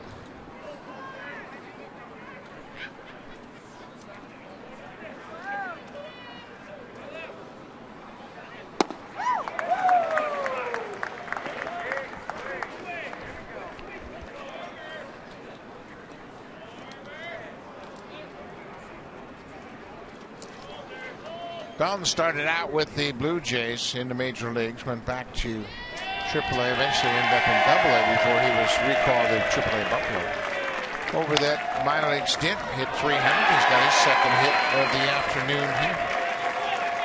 Dalton was the starting center fielder for the Blue Jays. Remember that opening day in Yankee Stadium? He was batting 7th that afternoon. He had a walk and a stolen base in that game, and in this game, he now has his 2nd hit, solid single in the left field. Isn't it interesting how things change, and everybody's put so much importance on the opening day lineup? Who's going to make the opening day roster? Who are the 25 guys going to be for the Blue Jays? That's the big question in spring training. And when you get to the regular season, maybe it lasts 3 or 4 days. Maybe. You go down there to spring training, you're there for 6 weeks. The lineup on opening day: Jose Reyes was at short, Russell Martin hit 2nd, Jose Bautista hit 3rd, Edwin Encarnacion hit 4th, Donaldson hit 5th, Navarro was the DH hitting 6th, Pompey hit 7th, Pilar was in left field hitting 8th, and Devin Travis was the second baseman. Of course, Donaldson has been a fixture in the 2-hole. Devin Travis has been plagued by that shoulder injury all season long. Kevin Pilar has become the everyday center fielder. And Bautista's hit 3rd all season. Ben Revere's the leadoff man, and Troy Tulowitzki's hitting 5th. Yeah. What a change. What a change in the opening day starter for the Blue Jays. Drew Hutchison. He was followed by Loop, and Miguel Castro finished up that win for the Blue Jays. Well, Castro, coming out of spring training, was everybody's pick for the closer's role. Remember how he and Osuna wowed everybody in the spring, and everybody said, wow, this Castro guy has a great arm.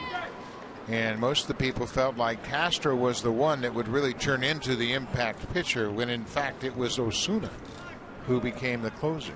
There's a drive deep to center field, but Reibel has room, and he makes the catch right on the edge of the warning track. But Pennington flies out to the center field. It's so interesting in spring training, and you get down to the last week to 10 days of spring training, and everybody, you come to the ballpark and you start, well, should he make the team? Is he going to make the team? You're right. It's so fluid. It changes every day. What difference does it make? And it's not how you start, it's how you finish. And you know what? That Osuna and Castro decision in the spring, the fact that Castro broke with the ball club, may have interested the Colorado Rockies to the point where he was included in the Troy Tulowitzki deal. Do you remember how many rookies made the team out of spring training? 6. There were 6 rookies on this team when they went to New York to open the season. I think you can put Daniel Norris in that position too. He was used in the David Price trade. Matt Boyd pitched in the big leagues. You know, when you're picking up veterans, those teams that are trading the veterans say, well, we need major league players. Well, Castro pitched in the big leagues, Norris pitched in the big leagues, and so did Matt Boyd.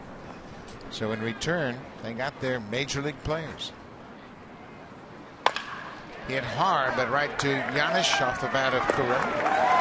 The Blue Jays get another base hit. They have 6, but they trail the Orioles 4-1 as we head to the bottom of the 5th.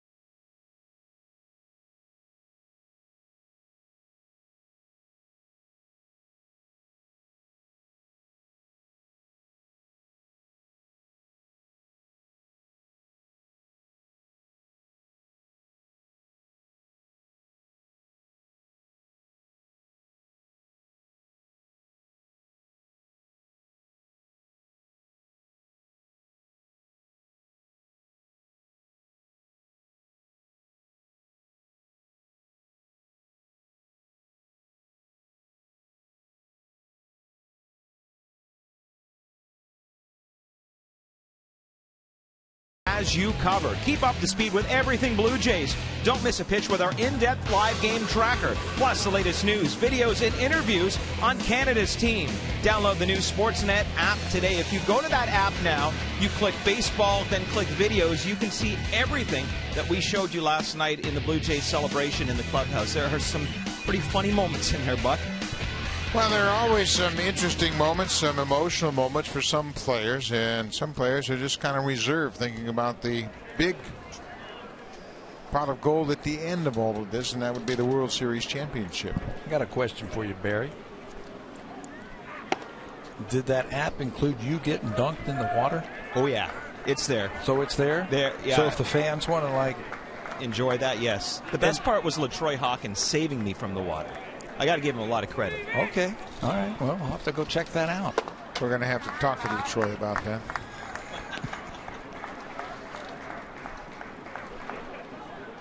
This is Steve Pearce, the veteran utility player. Pearce is 32 years old. He began his career with the Pittsburgh Pirates in 2007. One of the more interesting tales last year was the fact that the Orioles released Pearce, and then they had an injury and they needed a player, and Pearce happened to be still in Baltimore, and they were contemplating who they were going to use to replace the injured player, and then Duquette told the manager, Buck Showalter, would you mind having Steve Pearce back? He said, I'd love to have Steve Pearce back. And sure enough, he was still in town. He came back and hit 21 home runs last year. Went out and had a career year. Here he takes a pitch outside, a leadoff walk issued by Bo Schultz. Shortstop, number 2, J.J. Hardy, the shortstop, has walked and flied out. Been a disappointing season for this Oriole organization after they won last year. They won the division, and we talked about how frequently the division winner changes. Over the last 6 seasons, all 5 teams in a division have won the division. Blue Jays this year, Baltimore in 14, Boston in 13, the Yankees won in 12 and 11, and Tampa Bay last one in 2010. And each year, it's interesting, each year it was taken 90 wins. This year, the Blue Jays, they have 92 wins. And the Yankees had 97 wins in 2011. The Red Sox had 97 wins in 2013, but it's been 95 or more to win the division over the last 6 years. And the moral of that story is enjoy. Enjoy, because you never know if you're going to get back, right? Isn't that the truth? And everybody said, well, we're going to be better next year. And that's, I'm sure, what the Red Sox thought. We're going to be better next year because they added Pablo Sandoval, they added Hanley Ramirez, and then it turned out to be a train wreck. Of course, they had their manager go down. He is fighting cancer, and it was announced today that the Boston Red Sox will have John Farrell back as their manager next year if he's healthy enough. So that's good news for John Farrell and the rest of that coaching staff.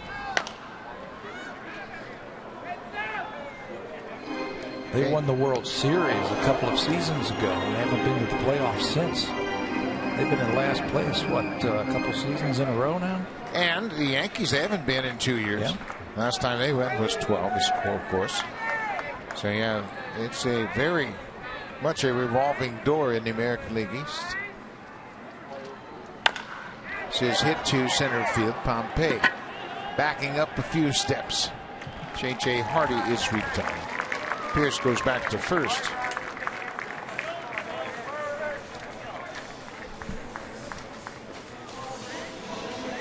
Drew Hutchison started, and unfortunately he was pitching in a driving rain. He was charged with 3 runs on 4 hits in just an inning of work, and then we went through a 3-hour and 25-minute rain delay.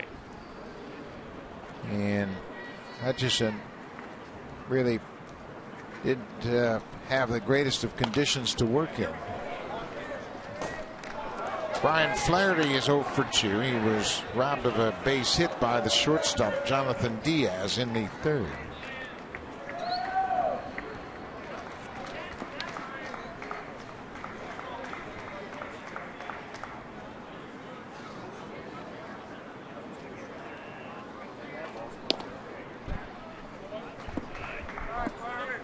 Flaherty is an interesting study. He's a Rule 5 player that was originally drafted in the first round by the Chicago Cubs.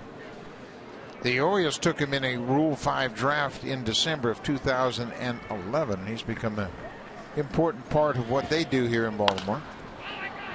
Blue Jays used to be the best at that, didn't they? They had the great scouts, and they would look at other rosters from other teams and say, this guy in a couple of years is going to be pretty good. And they would take him off of that roster, they put him in the big leagues, and sure enough, 2 years later, they were all-stars. The Rule 5 draft is a situation where if an organization is loaded with talent, it's basically a protection for the players. If you get backed up behind too many good players and you spend 3 or 4 years in an organization, depending on when you were drafted, you would then be exposed to major league rosters. If you're on the AAA roster, they can draft you to the big leagues. Then the drafting team has to keep you in the major leagues for a full season. I was a Rule 5 player in 1968. Roberto Clemente, probably the best Rule 5 player ever. He was originally signed by the Dodgers and drafted by the Pirates in the Rule 5 draft. But Flaherty was one of those Rule 5 players. I think it's great for the player, because if you get yourself in an organization that are backed up and they've got player after player after player, you might sit behind them for years. Well, the rules state that from your draft year, you've got 3 or 4 years to be on the roster, and then you can be exposed, and maybe a team that isn't as good can pick you off there, and you're now in the big leagues. Ryan Flaherty takes a walk. 2 walks issued by Bo Schultz here.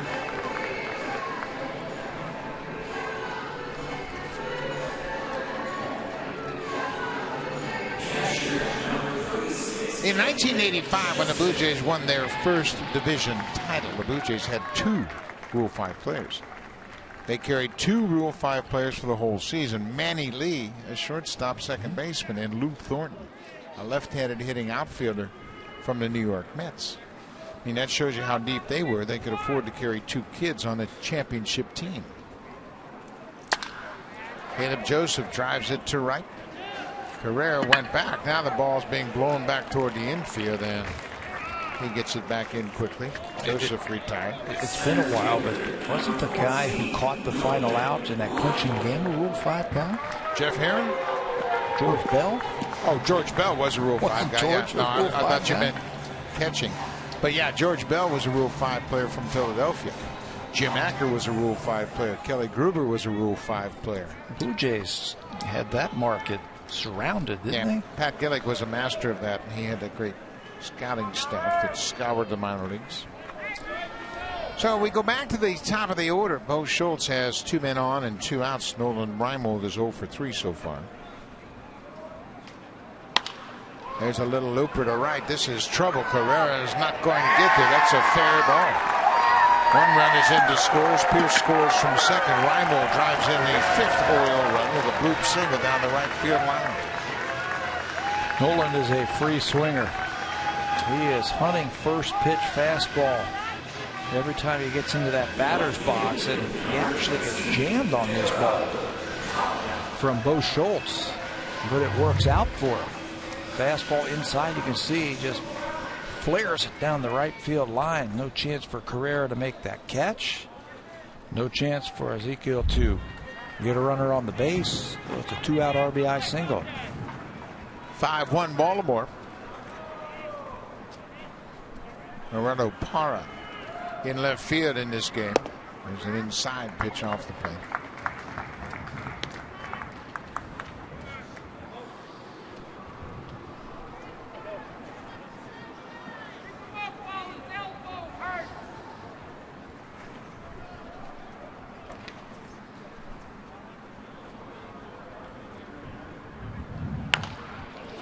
Fouled into the seats on the left side. The Orioles picked up Parra, hopeful of adding some pop to their lineup in the second half of the season, and he got off to a decent start, but really slowed down. So it's coming to the Orioles. He has hit 5 home runs and driven in 15, but is batting just over 200.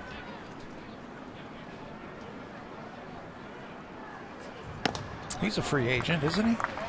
I believe he is. He is a free agent after this season. He started his career in Arizona. The Orioles picked him up from Milwaukee. He went to Milwaukee last season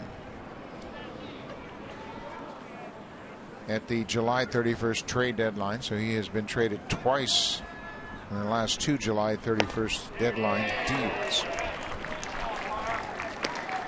Schultz pumps that fastball by him. It's 2-2 now to Parr. Parr has played 7 seasons. As we mentioned, he started out with the Diamondbacks, spent 6 years there, and hit 39 home runs in Arizona.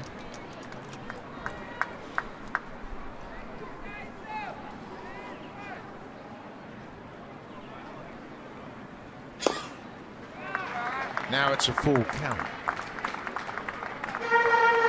Reimold will be off on the pitch from first. Manny Machado's had some day. He's 2 for 2 with the walk. He's hit a home run, a 2-run shot. He's scored 2 runs, and he's picked up 2 stolen bases.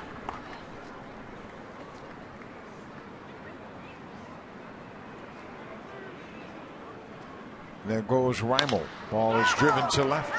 Pennington is on the move to his left. He makes the catch. The inning is over. The A's score a run on 1 hit. They get a couple of walks in strand 2. They lead it 5-1 as we head to the 6th.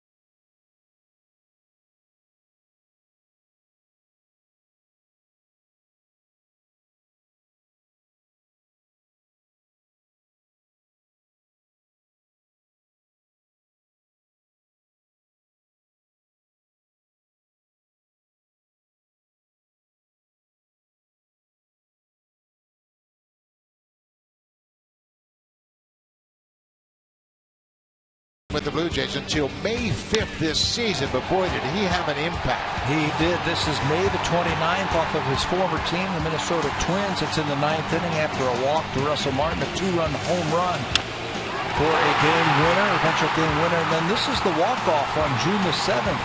He scores Jose Reyes and Jose Bautista, and the Blue Jays came back. That was part of that big winning streak that they had.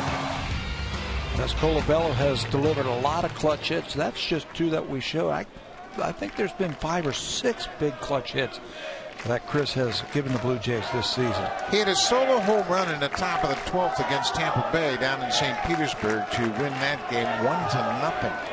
And he has been a contributor. This is Michael Givens. We saw Givens in the doubleheader. He pitched in the 9th inning in game 2. Had a couple of walks and a strikeout. Givens might play an important role, I think, for Baltimore next season. He's got a very good arm. He's a converted everyday player, so he's got that virgin arm, and they love how he can come from down under. Darren O'Day's another free agent. Maybe Baltimore doesn't sign him. Maybe Givens takes his spot in the bullpen. And that's what teams are trying to do once they're eliminated. They look at September as a tryout, if you will, just to take a look at some of their players. Breaking ball inside. We mentioned Colabello and how he didn't make his first appearance with the Blue Jays until the 5th of May. He was the Internationally Player of the Month at AAA Buffalo. Got off to a great start. And he had a good spring. Thought he had a chance to make the team. But he must have had options, and they sent him down. And when the need arose, he was playing left field. That game in Minnesota, that he hit the 2-run home run that we just showed you against Glenn Perkins, he was the starting left fielder. Colabello and Smoke, their combined stats this season, they have combined to hit 32 home runs, 112 RBIs, 35 doubles, and an OPS of 822. Pretty good production from two first-time Blue Jays.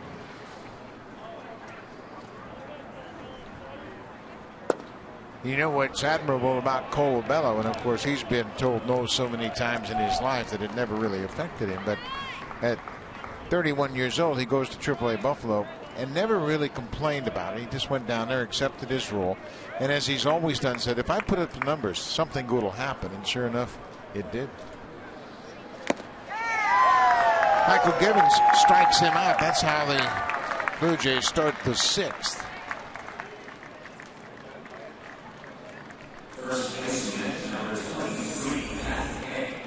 Matt Haig, he's 0 for 2 so far.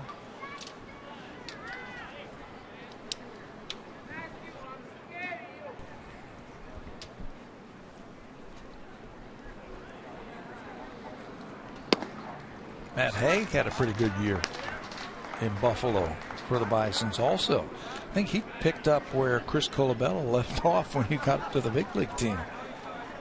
Matt Haig was a player of the year, a favorite player in the International League.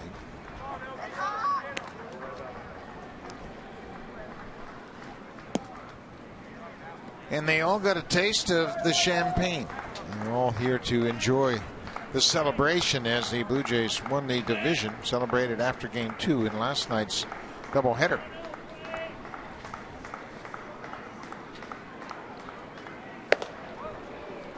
Another good fastball, but it's upstairs. 1-2 to Haig.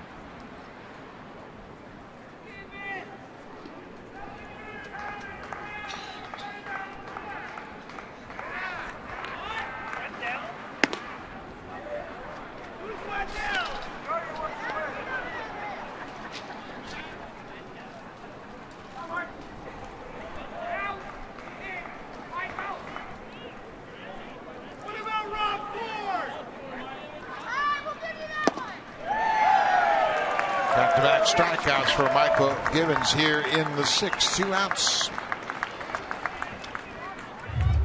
This copyrighted telecast is presented by authority of Rogers Blue Jays Baseball Partnership and may not be reproduced or retransmitted in any form.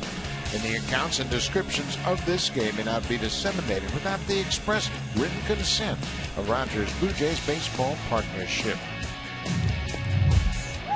The Blue Jays and Orioles wrapping up their season series. The Jays have won 11 of the 18 games. They will beat the Orioles in the season series. The situation was reversed a year ago as the Orioles clinched against the Blue Jays here on September 16th, right here at Oriole Park at Camden Yards. These two teams have had some pretty nice battles this year, haven't they? Started in April when they had some beanballs, some yapping going on, a lot of emotions in early April, and it kind of calmed down, and now they're all thinking about baseball more than anything. Yeah, that was the time of the year in April against this team, Jose Bautista. Remember when he tried to throw the ball to first base and get Delman Young on a single to right field and hurt his shoulder? You know what that did? It had allowed Chris Colabello to come up here, because Colabello then was playing the outfield and Bautista was DHing. Colabello then turned that into a good season. Michael Givens strikes out the side.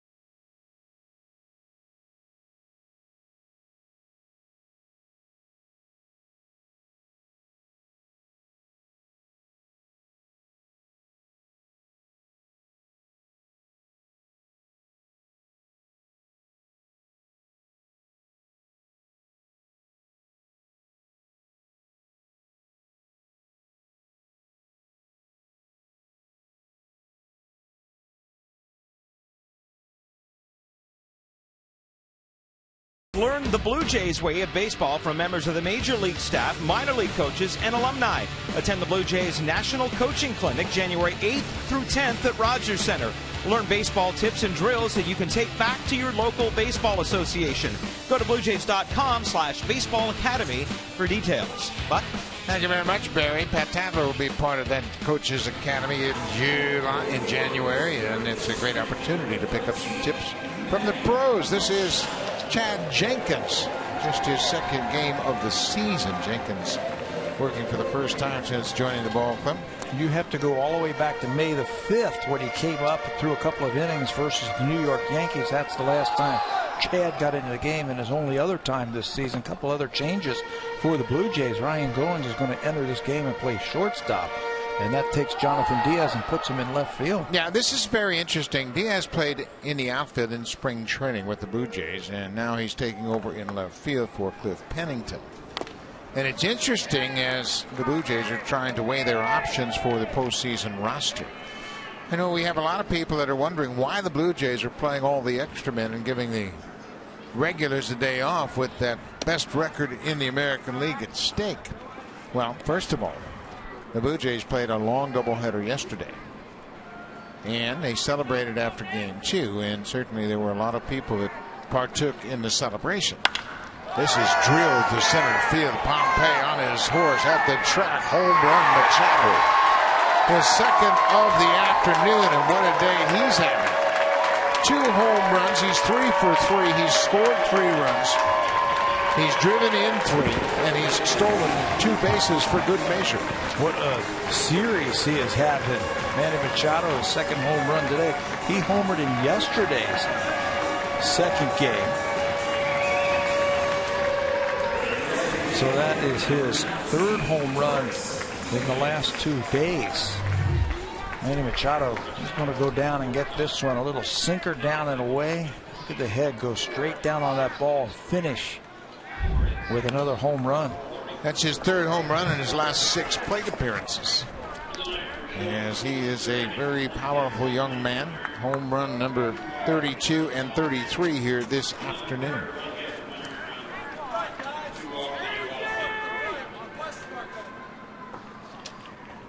You know, to finish up that thought that you were just talking about before Manny Machado hit that home run, I think it's more important that the Blue Jays rest their regulars today, and then you will get them back in there in Tampa Bay.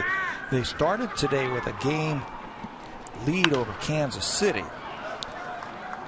They can control their wins, yes, but if they lose this game and Kansas City win, they're tied. They're still, because of the tiebreaker, the team to go to have the home field advantage versus Kansas City. They win the first 2 games in Tampa, and Kansas City loses the first 2 games. They have it anyway. But the important, they got to get these guys off their feet and get them rested both mentally and physically. Yeah, and definitely at this point of the season, they celebrated, and it's not about playing the game right now. They want to enjoy that, and they'll be ready to play tomorrow when they get to Tampa Bay. It'll be business as usual on Friday in Tampa Bay. But there's another thing to think about. They have home field advantage in a division series. That's going to start on Thursday at Rogers Center. Kansas City might not even get through their division championship, so it might be a moot point. But at the same time, I don't think it's a big enough benefit to push these guys to this point. Bautista plays every day. Edwin plays every day when he's not banged up, and Josh Donaldson plays every inning. Plays every inning. So I'm with you 100%. But it's better. They played a game yesterday. They played game 1 and put up 15 runs. You give them the second game off, you give them today off, and then you're right. Business as usual down in Tampa. Yeah, they'll hit the field at Tropicana Field for batting practice, and it'll be business as usual, trying to get their game faces on for the postseason. Kansas City will go into Minnesota and play the Twins starting on Friday night. And Minnesota, of course, they still have hopes of playing in the postseason. Chris Young, Irvin Santana will open up that series on Friday night. Yordano Ventura. Phil Hughes has been scratched from his start on Saturday. Johnny Cueto is slated to pitch on Sunday against Tommy Malone, but that too subject to change depending on where the Royals stand. They got some bad news too, didn't they? Kansas City, Greg Holland. Yeah, he's done for the year. Tommy John surgery, maybe next year too. Yeah, this late in the season, that's a possibility. So Chris Davis has walked 3 times this afternoon. He doubled in his first at bat.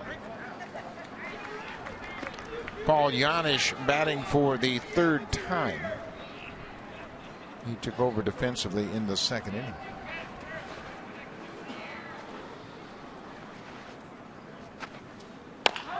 Off the end of the bat.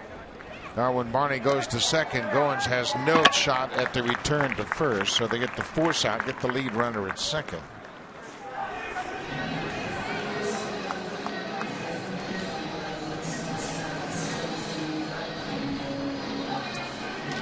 So it's interesting that John Gibbons would bring Brian Goins into this game defensively to play short, and then he pushes Jonathan Diaz out to left field.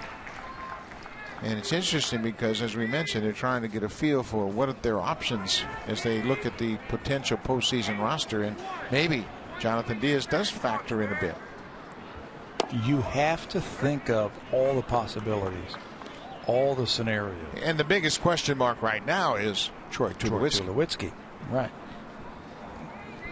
What if he is better and he can play and then plays in a game and gets injured? Steve Pearce flies to right. Carrera backs up a few steps and makes the catch. 2 down now. Yeah, and obviously everybody thinks Tulowitzki's going to be fine, but until you get him into the field, until he feels the adrenaline of a regular season game and plays 7, 8, maybe even 9 innings, feels the next day the natural soreness you're going to feel. He hasn't played since September 12th. 3 weeks.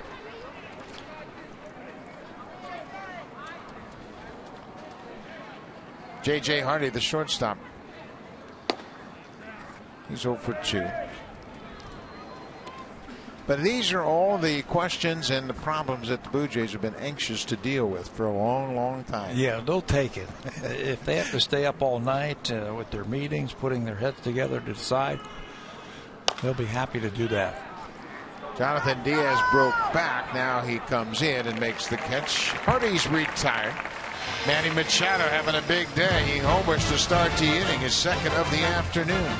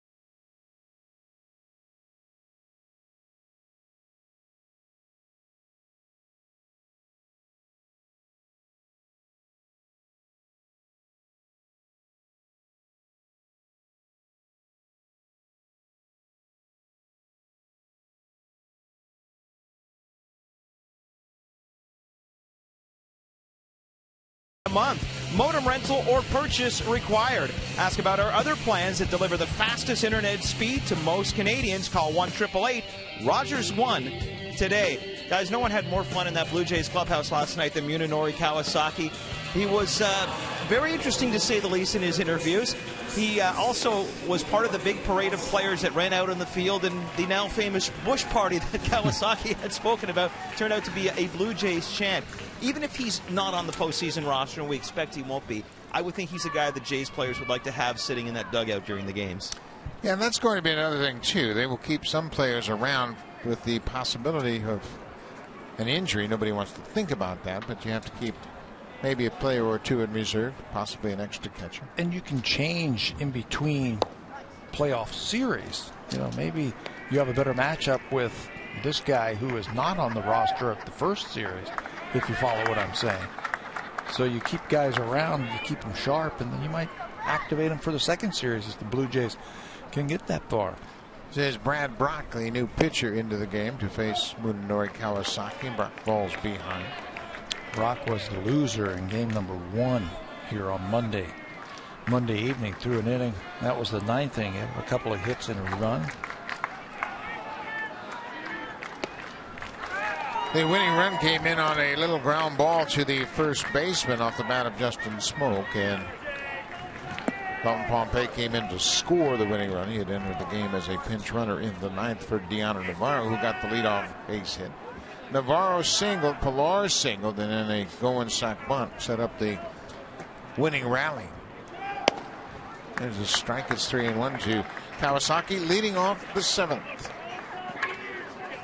Munenori has a base hit and an RBI. He's driven home the only Blue Jay run today. 6-1 Orioles. Ball 4. A leadoff walk.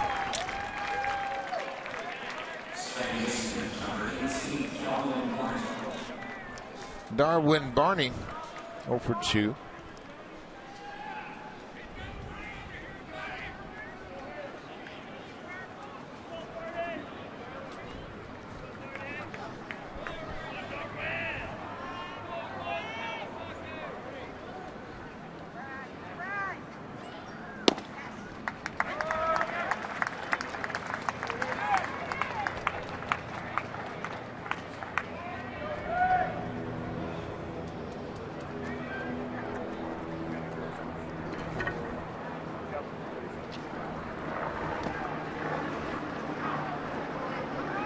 Ball on a strike. Darwin Barney spent parts of 5 seasons with the Chicago Cubs. He went to the Dodgers in 2014 in a July trade, and then began the season with the Dodgers in the big leagues, but spent most of the season in AAA Oklahoma City for the Dodgers. How nice is that? That you can have a veteran with some of the hardware that Darwin has stashed away on your AAA roster. Well, and we were in the office when John Gibbons met Darwin Barney. Alex Anthopoulos, we were in the office in Yankee Stadium, and Barney came in. And they introduced us to Barney, and John met him for the first time, and they talked about him. And Alex said, yeah, he was down in AAA all year long making $2.5 million. He said, that's the kind of salary the Dodgers have. They've got insurance players in AAA making over $2 million. He got traded and didn't have any of the equipment. Had to go home and pack a bag and then catch a flight to New York, and didn't have any bats, didn't have any of his spikes, shoes, anything. He wasn't ready. When he got traded over to Toronto, he's done a nice job for him.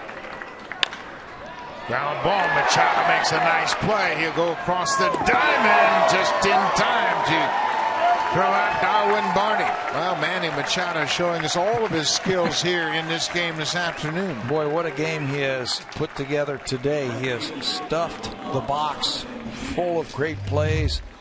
Offensively, he's got a couple of home runs, he's got a couple of stolen bases, and now he's going to add a fielding gem to it right here. Lays out. He's 6'4". We were talking about him on the first day. He's got very quick hands and very quick feet for a big man.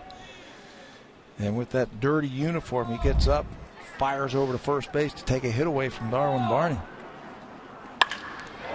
Jonathan Diaz drills it to center. Kawasaki's getting waved around third to throw his cut off.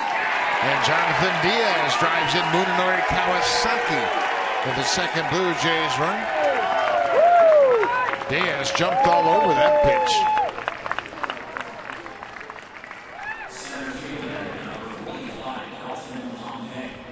That ball was drilled to center field, and here comes Mooney. He sees where the catcher is. The ball was cut off, and the catcher was giving him home plate.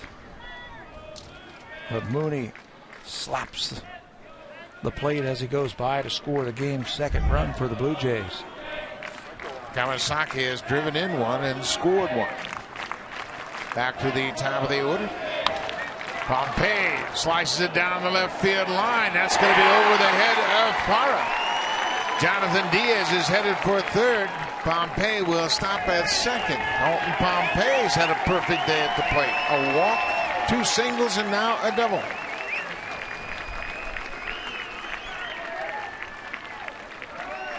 I'm not sure if Parra had a good read on that ball when it was off the bat. Watch Dalton slice that ball down the line, and Parra, he's won a Gold Glove in his career. He started over towards the line and then started to back off as that ball carried over his head. Blue Jays will take it. Dalton certainly will take it. 7th double of the season for him. Parra certainly took a very shallow route to that ball. He didn't expect it to carry as well as it did, and now the Blue Jays have runners at second and third with 1 out. Ryan Goins batting, and what a day Goins had yesterday. Ryan in game 1, the clincher yesterday, came to the plate 6 times. He went 5 for 5 with a walk.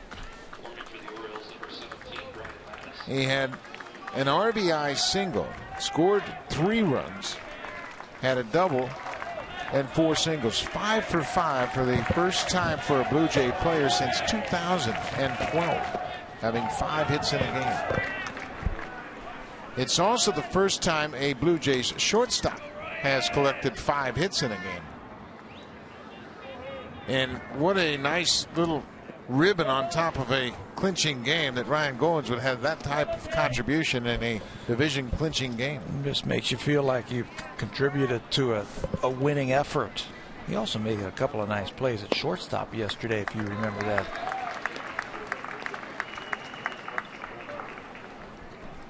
Goins average now at 253. Well, he'd love to drive in a couple right here.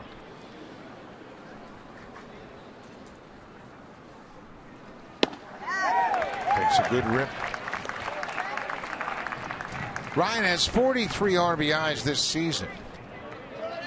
He came into this game with 363 at bats. And he was a utility player early in the season. Played a little bit in the outfield, played a little bit at short, some at second. You know what his success has done as he goes down against Brad Brock is just give the Blue Jays another weapon at second base. Devin Travis, we saw him yesterday. Devin Travis got off to a great start. Ryan Goins is in the picture. It just makes the Blue Jays a little bit deeper. Well, it sure does. And Brad Brock strikes out Ryan Goins. Blue Jays have scored a run here in the 7th. They have runners at second and third, 2 outs now. The batter is Ezequiel Carrera. Brian Mattis, the lefty, will come out of the bullpen with 2 aboard and 2 outs.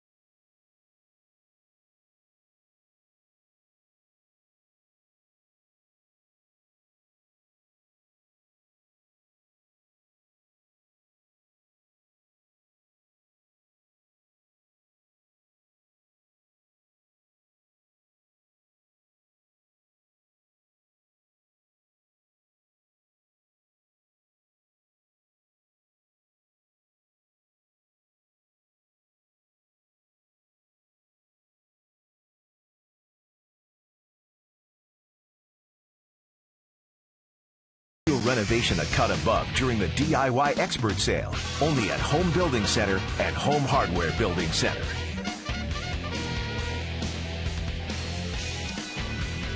And it's been a rainy afternoon here in Baltimore. Brian Mattis, the lefty out of the bullpen in to make his 58th appearance with 2 aboard, and Ezequiel Carrera, the batter.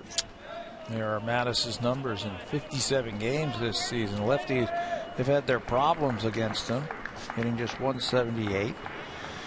This is the 6th time that he has pitched against the Blue Jays this season. He's pitched to a 245 earned run average in 7 1/3 innings against the Blue Jays. 2 outs. Carrera has hit .320 against lefty pitching this season, albeit in 25 at bats. He's 8 for 25. That'd be a nice little base hit here if he can connect against Mattis. He sent a ball over the wall on a bounce in yesterday's second game. Got all of it, bounced it off the center field warning track and out of play for a stand-up double. Mattis misses with the first 2 pitches. It's 2-0, and Chris Colabello is on deck. The Blue Jays trail by 4. Colabello represents the tying run.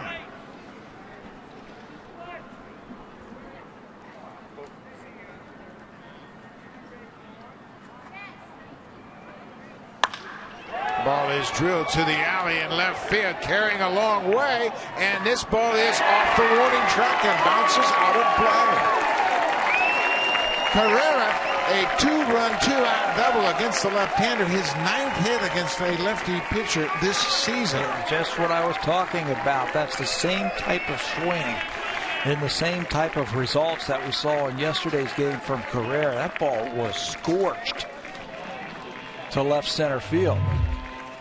2-0, you got to be sitting on a fastball. That's exactly what Carrera gets, and he puts every ounce of his swing into that one, and that's going to send Mattis to the showers. Blue Jays have made it interesting. They trail by 2. Darren O'Day will come into the ballgame. Big smile for Carrera. Colabello with a chance to tie it up.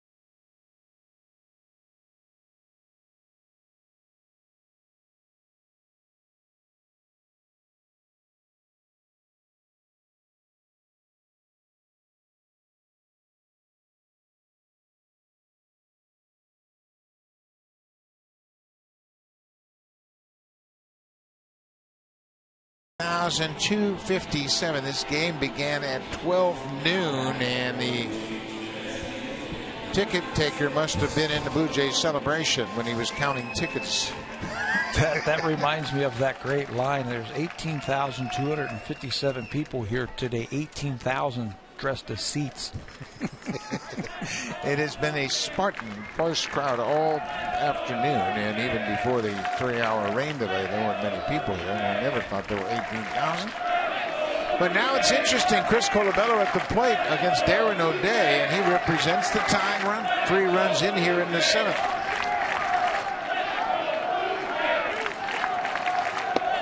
First pitch swinging, he chases that slider. Brian Mattis to face one batter, gave up a 2-run double to Ezequiel Carrera. Now, Darren O'Day making his 67th appearance, and he had a rough outing here as well. O'Day on Monday gave up a run on 3 hits in 2/3 of an inning. Saw some good numbers from Brian Madison. Gave up the 2-run double to Carrera. Darren O'Day's got some pretty good numbers also from the right side. He'll be a free agent. O'Day has pitched well against the Blue Jays this season. He's 2-0, 225 earned run average. This is his 9th appearance against the Jays. He does something that's very interesting for a guy that throws sidearm. He elevates that fastball. Generally, it's sinker slider from a sidearmer, but he elevates the fastball very effectively. Changes that eye level, if you will. There's his career numbers versus the Blue Jays in 42 games, 4-0 with 235 earned run average. He will elevate it with 2 strikes, and it looks very tempting. Feel like you can hit it 9 miles.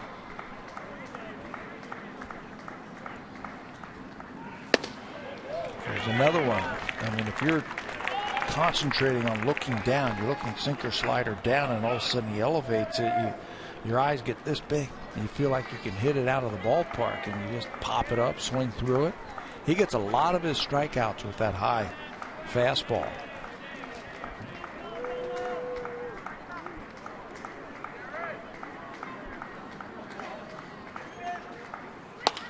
Bello taps it back to O'Day.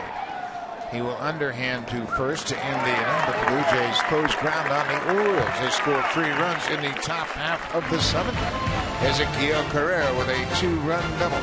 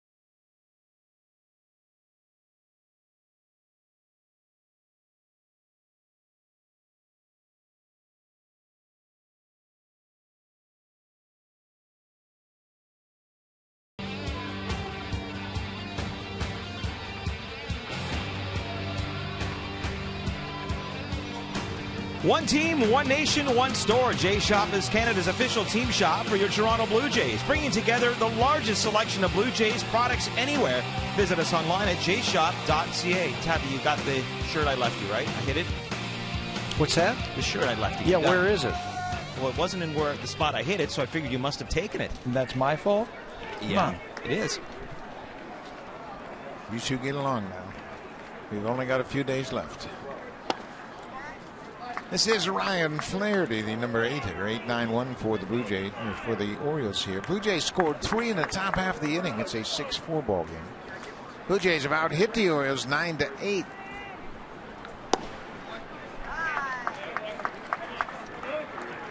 Chad Jenkins is the 3rd reliever to work this afternoon. Jeff Francis went 2 2/3. Bo Schultz went an inning in the 3rd, and now Jenkins working in his 2nd inning.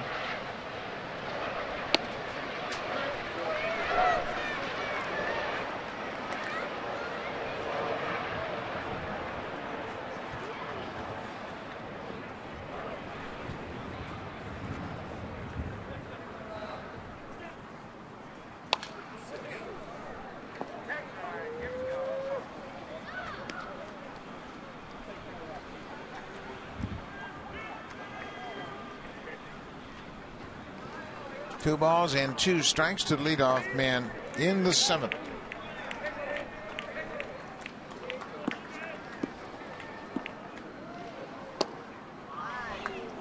Three and 2.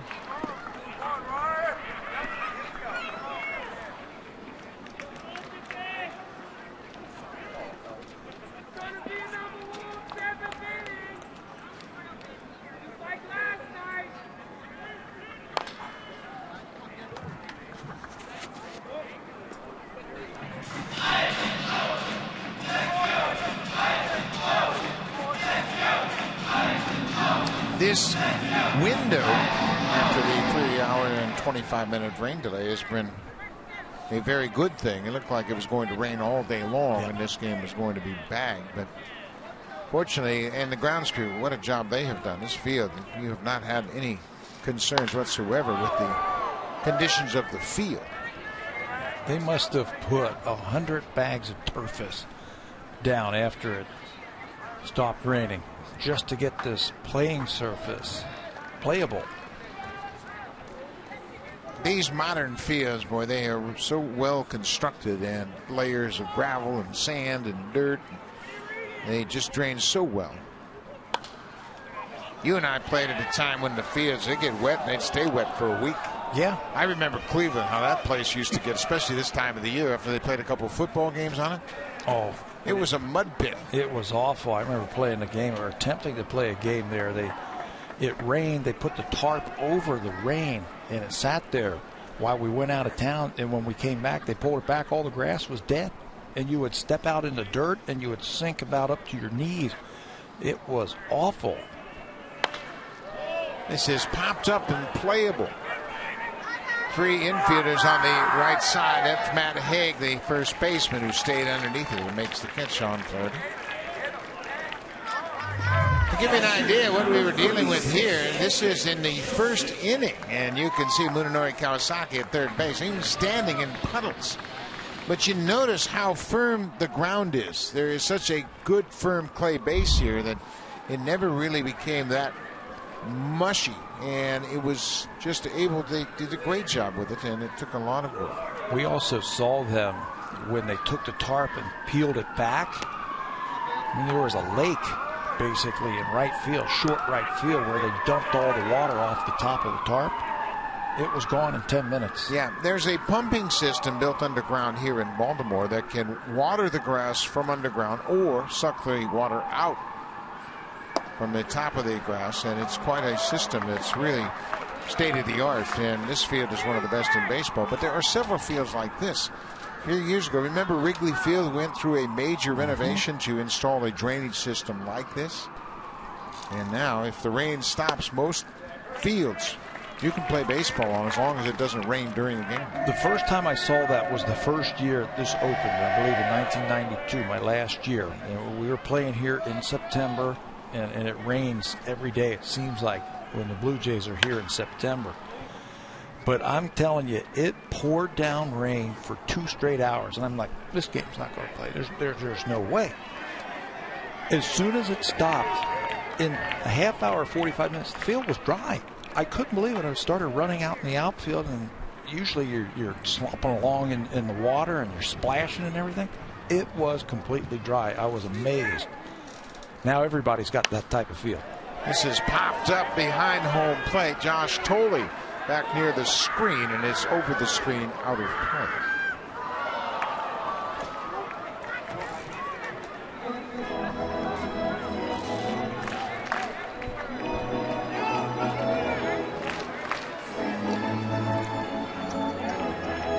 Chad Jenkins, working in his second inning of relief, gave up a leadoff home run to Manny Machado to start to 6. He hasn't allowed a hit since.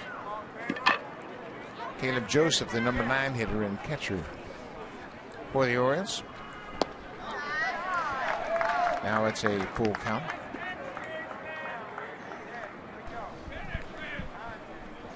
Back to the top of the order. That's Nolan Rimo, who had an RBI single in the 5th.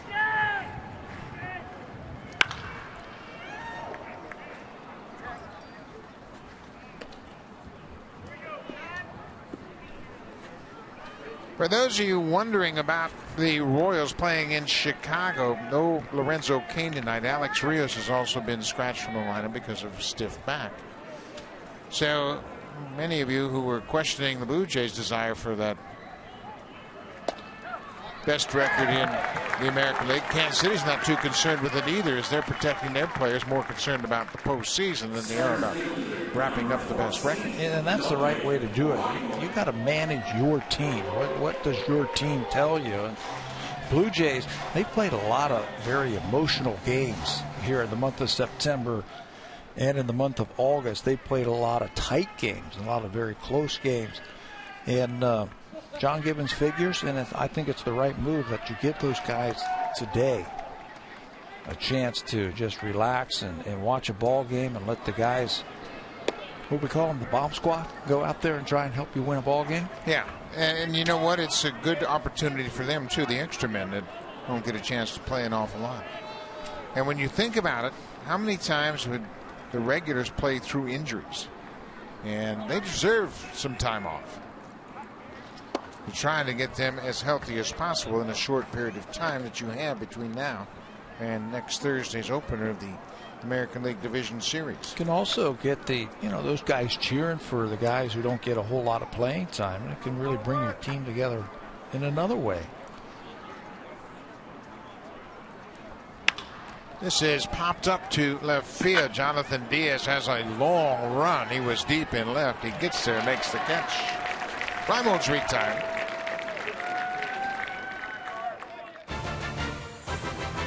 The all-new 2016 Honda Pilot, proud partner and official vehicle of the Toronto Blue Jays.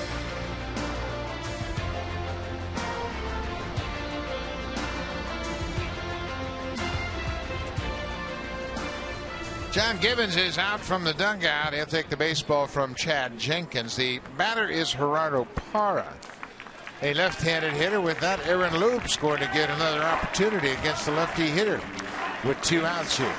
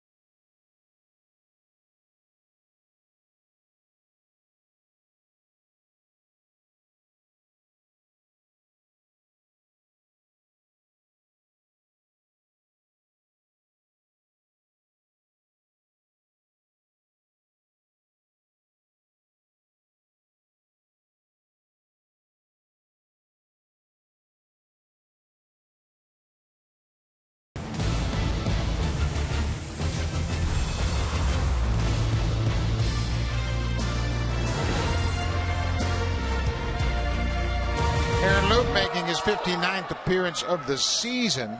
Luke trying to grab a spot on the postseason roster. Possibly as that second left-hander, and that would be a real benefit for the Blue Jays to have 2 lefties in their bullpen. We have been talking about it all afternoon. Well, here's a perfect example of what we were talking about. You got a runner on base. It's the 7th inning. You might just need another lefty to get a left-handed batter out with 2 outs. Here's the opportunity right here. Luke misses with the first 2 pitches. For the season, lefties have hit .279 against Aaron.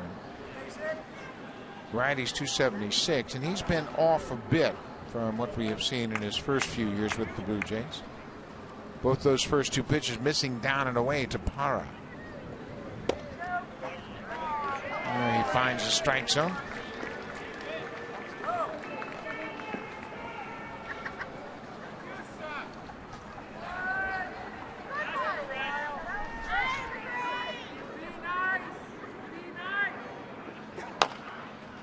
Good sinking fastball is tapped foul at home plate.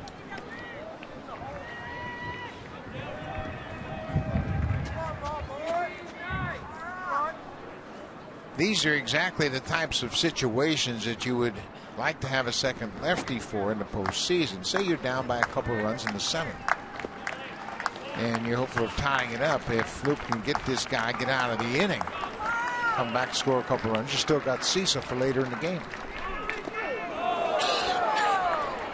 And he hits him. He hit him with that inside pitch as Parra gets hit by a pitch. He'll go to first, and with that, John Gibbons is quickly out of the dugout, and Parra is going to be attended to by Richie Bancels, the Orioles trainer. So Luke hits Parra. Manny Machado has had some day. 2 home runs. He's 3 for 3. Scored 3, driven in 3. Ryan Tepera will come on and try to retire Manny Machado for the first time this afternoon.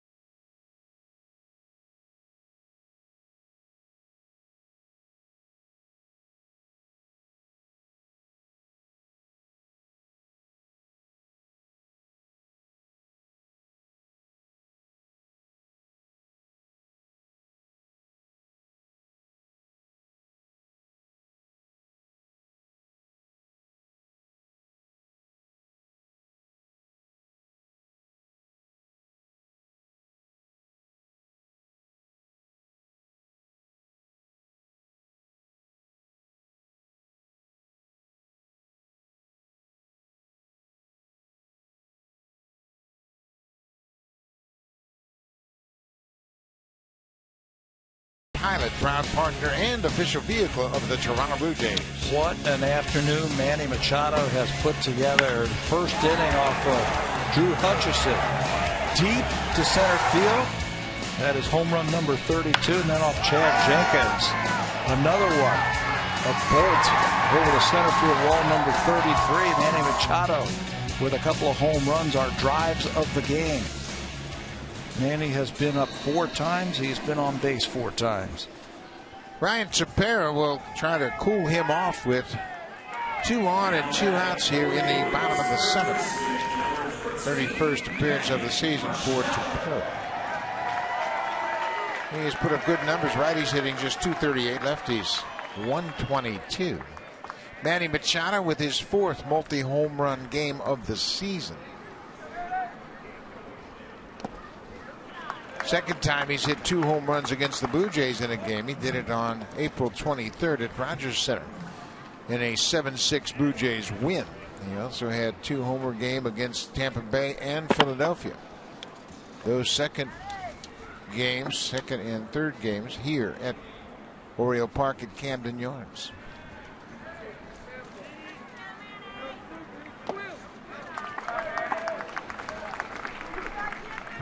Machado with a home run, a walk, a single. He stole 2 bases in the 4th and hit a solo home run in the 6th.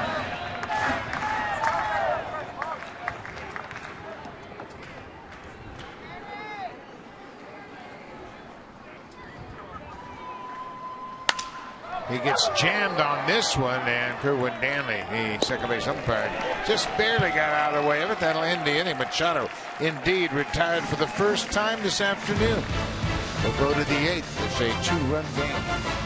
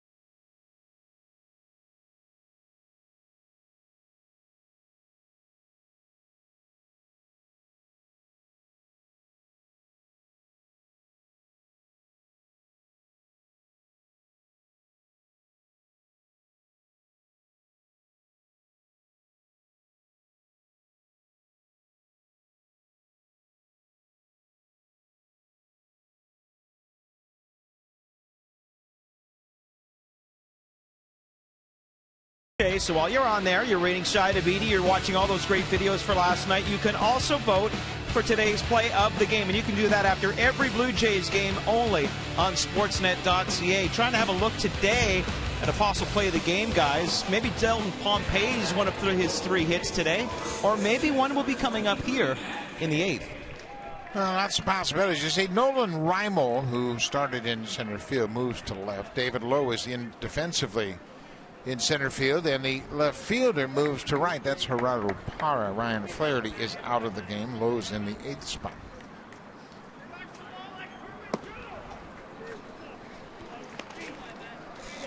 Matt Haig trying to get things going here in the 8th. Darren O'Day got Chris Colabello to end the 7th. The Blue Jays scored 3 runs in the 7th.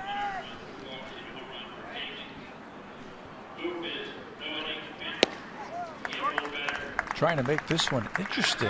Probably have to face O'Day here in the 8th, and might see their closer in the 9th.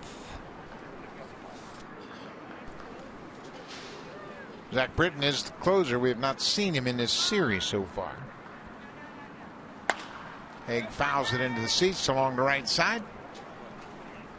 6-4 ball game. Blue Jays have scored 4 runs on 9 hits. The Orioles have scored 6 runs on 8 hits. The Orioles have stranded 12. They have stranded at least 1 base runner in every inning but 1.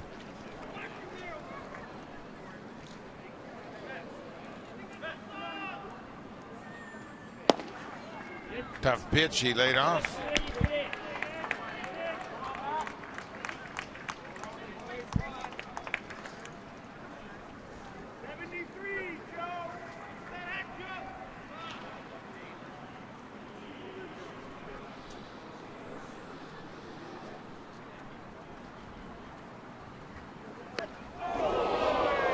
He hit him.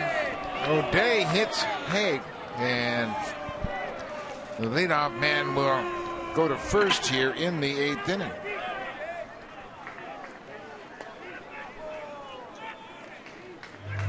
Just trying to push him off the plate a little bit, and gets away from her and plucks him right in the back of the arm. Never want to bring up the tying run to the plate in a 2-run game like that. 2 strikes, trying to elevate that fastball again like we were talking about, and it's Matt right on the tricep. Josh Tolley, the starting catcher this afternoon, has got 1 for 3. He has a hit against Darren O'Day. He's 1 for 1 against the setup man for the Orioles.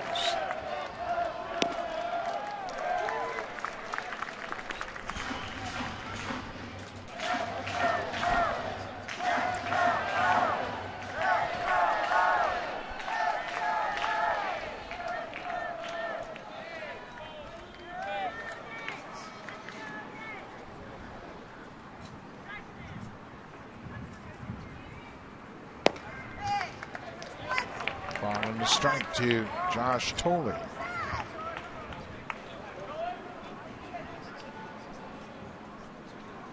Thole's got a big hole on the right side of the infield. If he can hook that breaking ball past Pierce into right, Blue Jays would get something going.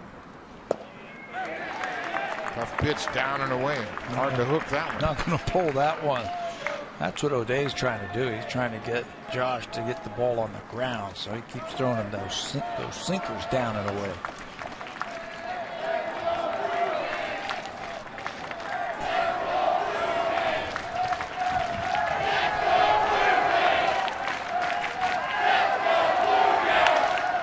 This is popped up down the left field line. Manny Machado, the third baseman, makes the catch in fair territory. Thole's retired. Haig returns to first.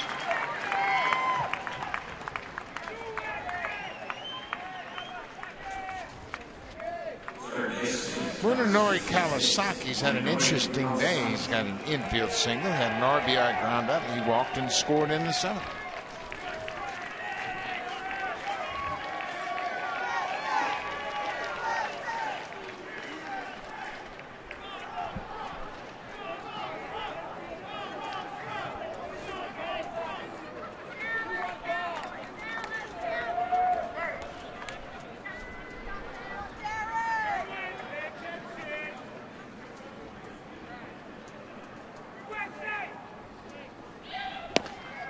O'Day misses with the first pitch. Aaron Sanchez has not pitched since Sunday. He came in and got 2 outs on 4 pitches. He threw a double play ball. He worked in Saturday and Sunday's game, but he hasn't pitched in this series, so he needs some work. 2-0.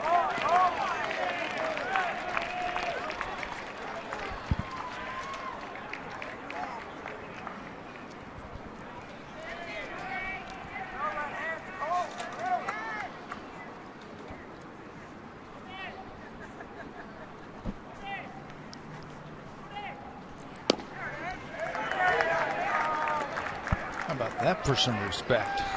2-0 slider to Mooney. Mooney has a knack for putting the bat on the ball. There's the Blue Jays need a base hit right here. Really make it interesting. Just looking for some base runners any way you can get on. Another breaking ball. Another one. He has that ability just to work that count. It always seems like whenever he is at the plate, he'll see 4, 5, 6 pitches. John Gibbons talks about that a lot, about his at-bats. They're tough at-bats on that pitcher.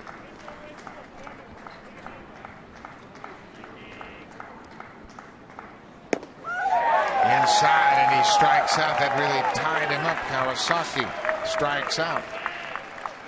Looked like he might have been looking for the ball away, and O'Day surprises him with a fastball inside and up once again.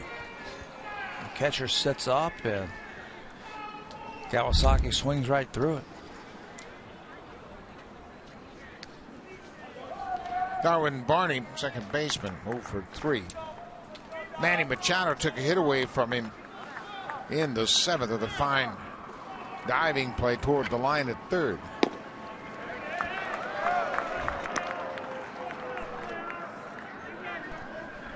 Barney facing O'Day for the first time.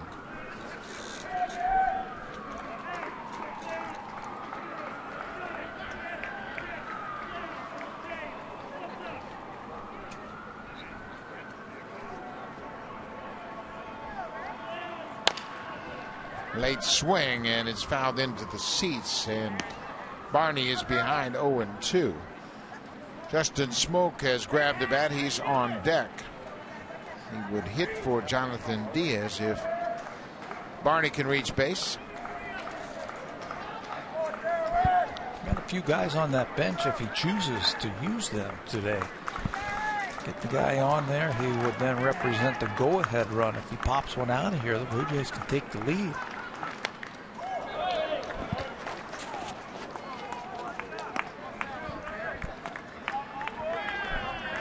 Oh, and 2. Barney found that one back to the screen.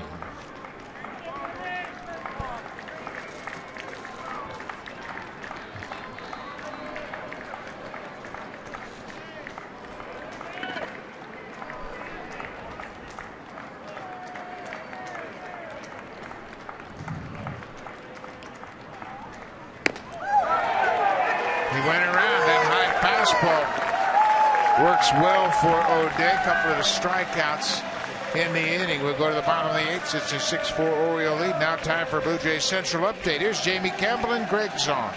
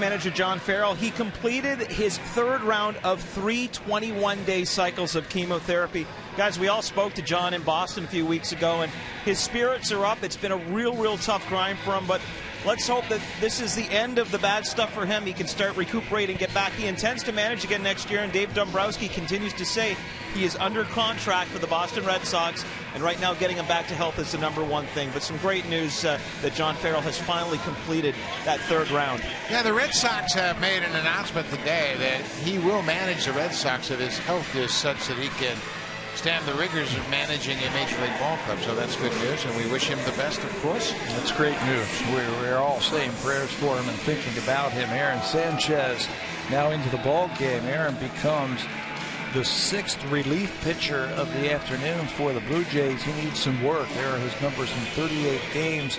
7-6 with a very respectable, very good ERA at 3.5. You mentioned the last time Aaron worked, that was on the 27th against Tampa Bay through 2/3 of an inning. Got that double play, big double play for the Blue Jays in that walk-off win. Threw 4 pitches in that outing. He worked on Saturday as well against Tampa Bay in that 10-8 win. He pitched an inning through just 8 pitches, so he needs a little work here today. And he has a good test in Chris Davis. Davis has walked 3 times. He doubled in the first inning against Drew Hutchison, and then he's walked in his next 3 plate appearances.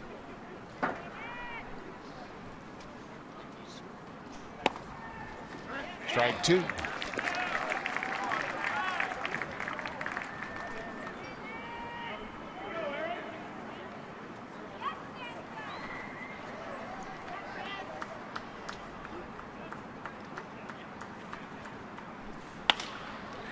There's that little cutter. He's using a little bit more, just enough movement to get on the label of Davis and get Sanchez the pop-up. That's an interesting pitch for Aaron. Well, if he can control that and then have that dive bomb sinker like he does, what a combination those 2 pitches represent for him. Aaron making his appearance out of the bullpen, number 28. He has started as the starter. He started in the rotation, but working out of the bullpen. Playing this game 23 2/3 innings and an opponent's batting average of 195. This is Paul Janisch. Janisch did not start in this ball game. He took over when the game was resumed after a 3-hour and 25-minute rain delay. You know, we were talking in the middle innings about the Blue Jays and how their roster was put together. As you see, Zach Britton, he is now up. That is the closer for the Orioles. We were talking about 6 players, 6 rookies made this team out of spring training. Aaron Sanchez is one of them. Ryan Goins takes his time, throws Giannis out. Sanchez retires the first 2 here in the 8th. And I remember talking to John Gibbons right at the end of spring training, and Gibby's a good baseball man. He's been in this game a very long time and knows a little something about this game. And I said, Gibby, you've got 6 rookies making your team. Best case scenario, what do you think? How many do you think are going to be okay? And he said, to tell you the truth, I'd be very happy if half of them help this team. And he was right on. Roberto Osuna, Devin Travis, Aaron Sanchez are the guys who have basically been here all season long. Dalton Pompey went down and Dalton's back now. Daniel Norris and Miguel Castro didn't have a very good April and went back down. I mean, he knew right away, 6 rookies, that's a lot to ask at the big league level. But you think about what Miguel Castro and Daniel Norris got in return. In the end, it was Tulowitzki and Price. Yeah, and you're not where you're at right here without them. And once again, maybe it had something to do with the fact that they started in the major leagues and were major league players to open the season. And when you start talking trade, you say, well, these guys have pitched in the big leagues and they've had some success. And the Blue Jays were able to convince the Rockies they should make the trade. They also gave up Jeff Hoffman, who is a top prospect. Another fine right-handed pitcher. Well, there's that good sinking fastball. Yeah, they don't make any of those trades without the prospects that other teams want. Ben Revere the same way. I was talking to the scout from Philadelphia the other day, and they're tickled to have the 2 players that they got from the Blue Jays, 2 young arms, A-ball pitchers for Ben Revere.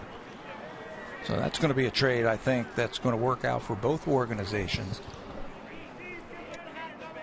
It has certainly worked out for the Blue Jays as Pierce strikes out. Sanchez has a clean inning. His first since Sunday. 3 up, 3 down with a strikeout. Aaron Sanchez needed a little tune-up, and he made the most of it.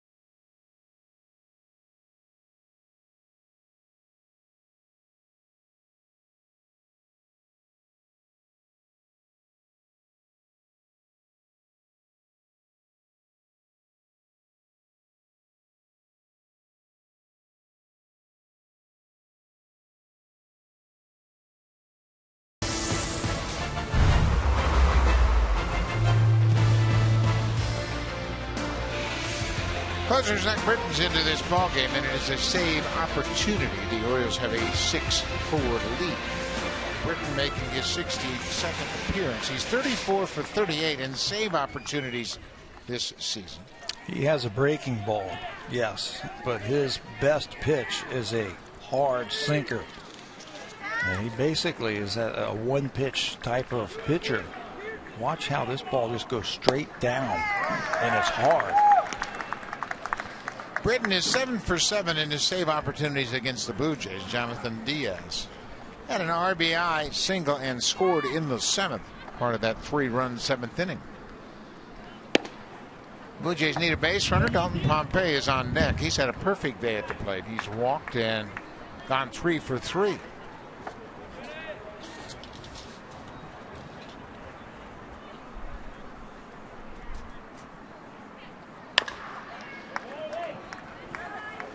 Diaz drilled a line drive base hit into center field off Brad Brock in the 7th. Picked up his second RBI of the season.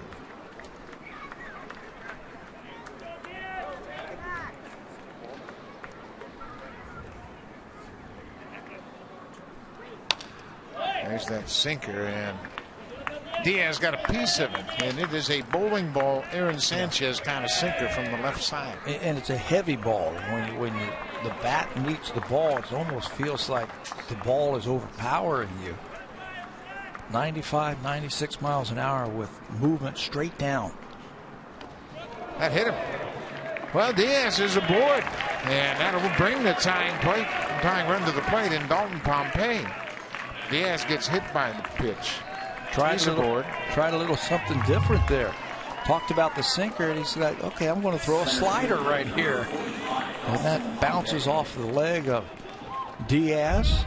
So the first Blue Jay reaches here in the 9th. We want to remind you viewers, coming up after this game, it'll be the Tim and Sid show, so make sure you stay tuned for that. Dalton Pompey, we mentioned his great day at the plate. He's 3 for 3 with a double.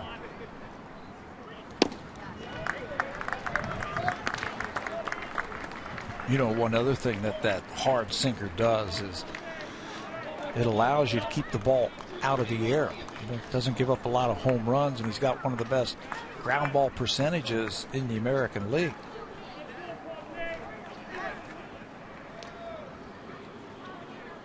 Britton has given up just 3 home runs this season, and he throws that ball in the dirt.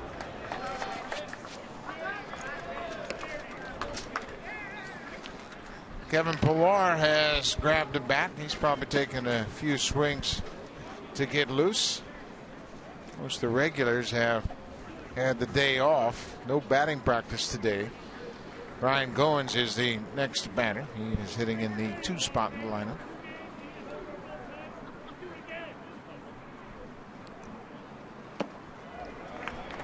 Two and 1. They mentioned Britton. This is the first time he has pitched in this series. And the Orioles were shut out in 3 straight games in Boston prior to this series. They were outscored and shut out 3 straight games. Outscored 17-0 by the Red Sox.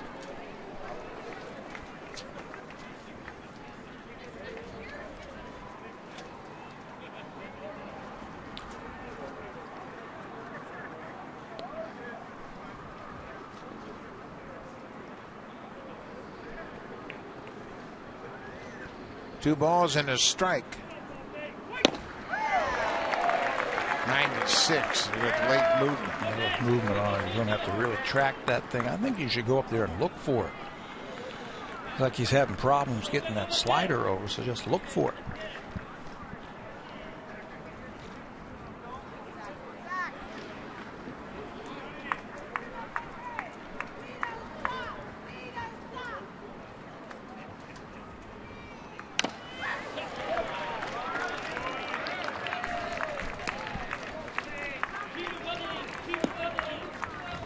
Well, that is a tough, late-moving sinker.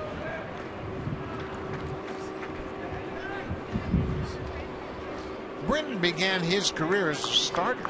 Started in the big leagues with the Orioles and never really got it all together. And boy, he has blossomed since they moved him to the bullpen.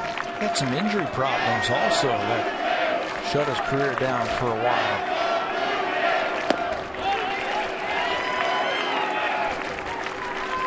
Full count. Blue Jay fans, they have really supported the team well throughout this long 4-game series. A rain out on Tuesday, doubleheader last night, now a long rain delay here, and they're still here. Yeah, we've been here 7 hours, and these guys are still in their seats and still fired up, looking for some kind of rally again by the Jays. Ground ball, Machado at third, goes to second for 1. The return throw in time. Britton gets that ground ball, and they turn to double play. 2 outs here in the top of the ninth. 80% of the balls that are put in play against Zach Britton result in a ground ball. That is the best among American League relievers. And he shows it again after hitting Diaz. No problem. Here's a ground ball and get 2 outs.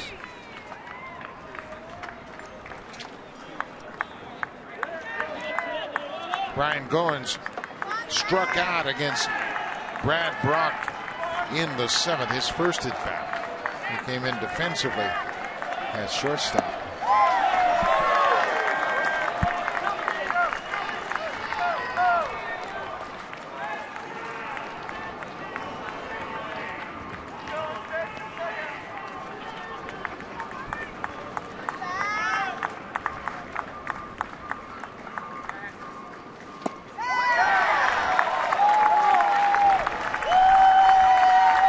Tough.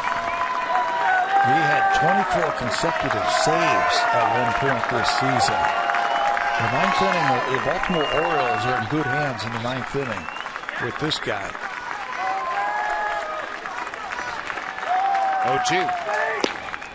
Strike 3 called. That'll be the ball game. Britton comes in and picks up the save. The Orioles win it 6-4. The two clubs split the 4 games in this series, but the big game that mattered, Game 1 of the doubleheader yesterday, as the Blue Jays clinched the AL East. Jays will now go on to St. Petersburg and take on the Tampa Bay Rays for the final series of the season. Well, this one for the Blue Jays, you could tell they were just punting it, I guess, as you could say. Give their regulars a chance to rest up a little bit, now get ready for that series in Tampa, and I think the mindset should be the playoffs start tomorrow night. It's all out now as they get ready for the postseason. We'll see you tomorrow night from Tampa Bay as the Blue Jays open up the series on Friday night. Thanks for watching. Stay tuned. Here's Blue Jays Central, Jamie Campbell and Greg Zahn.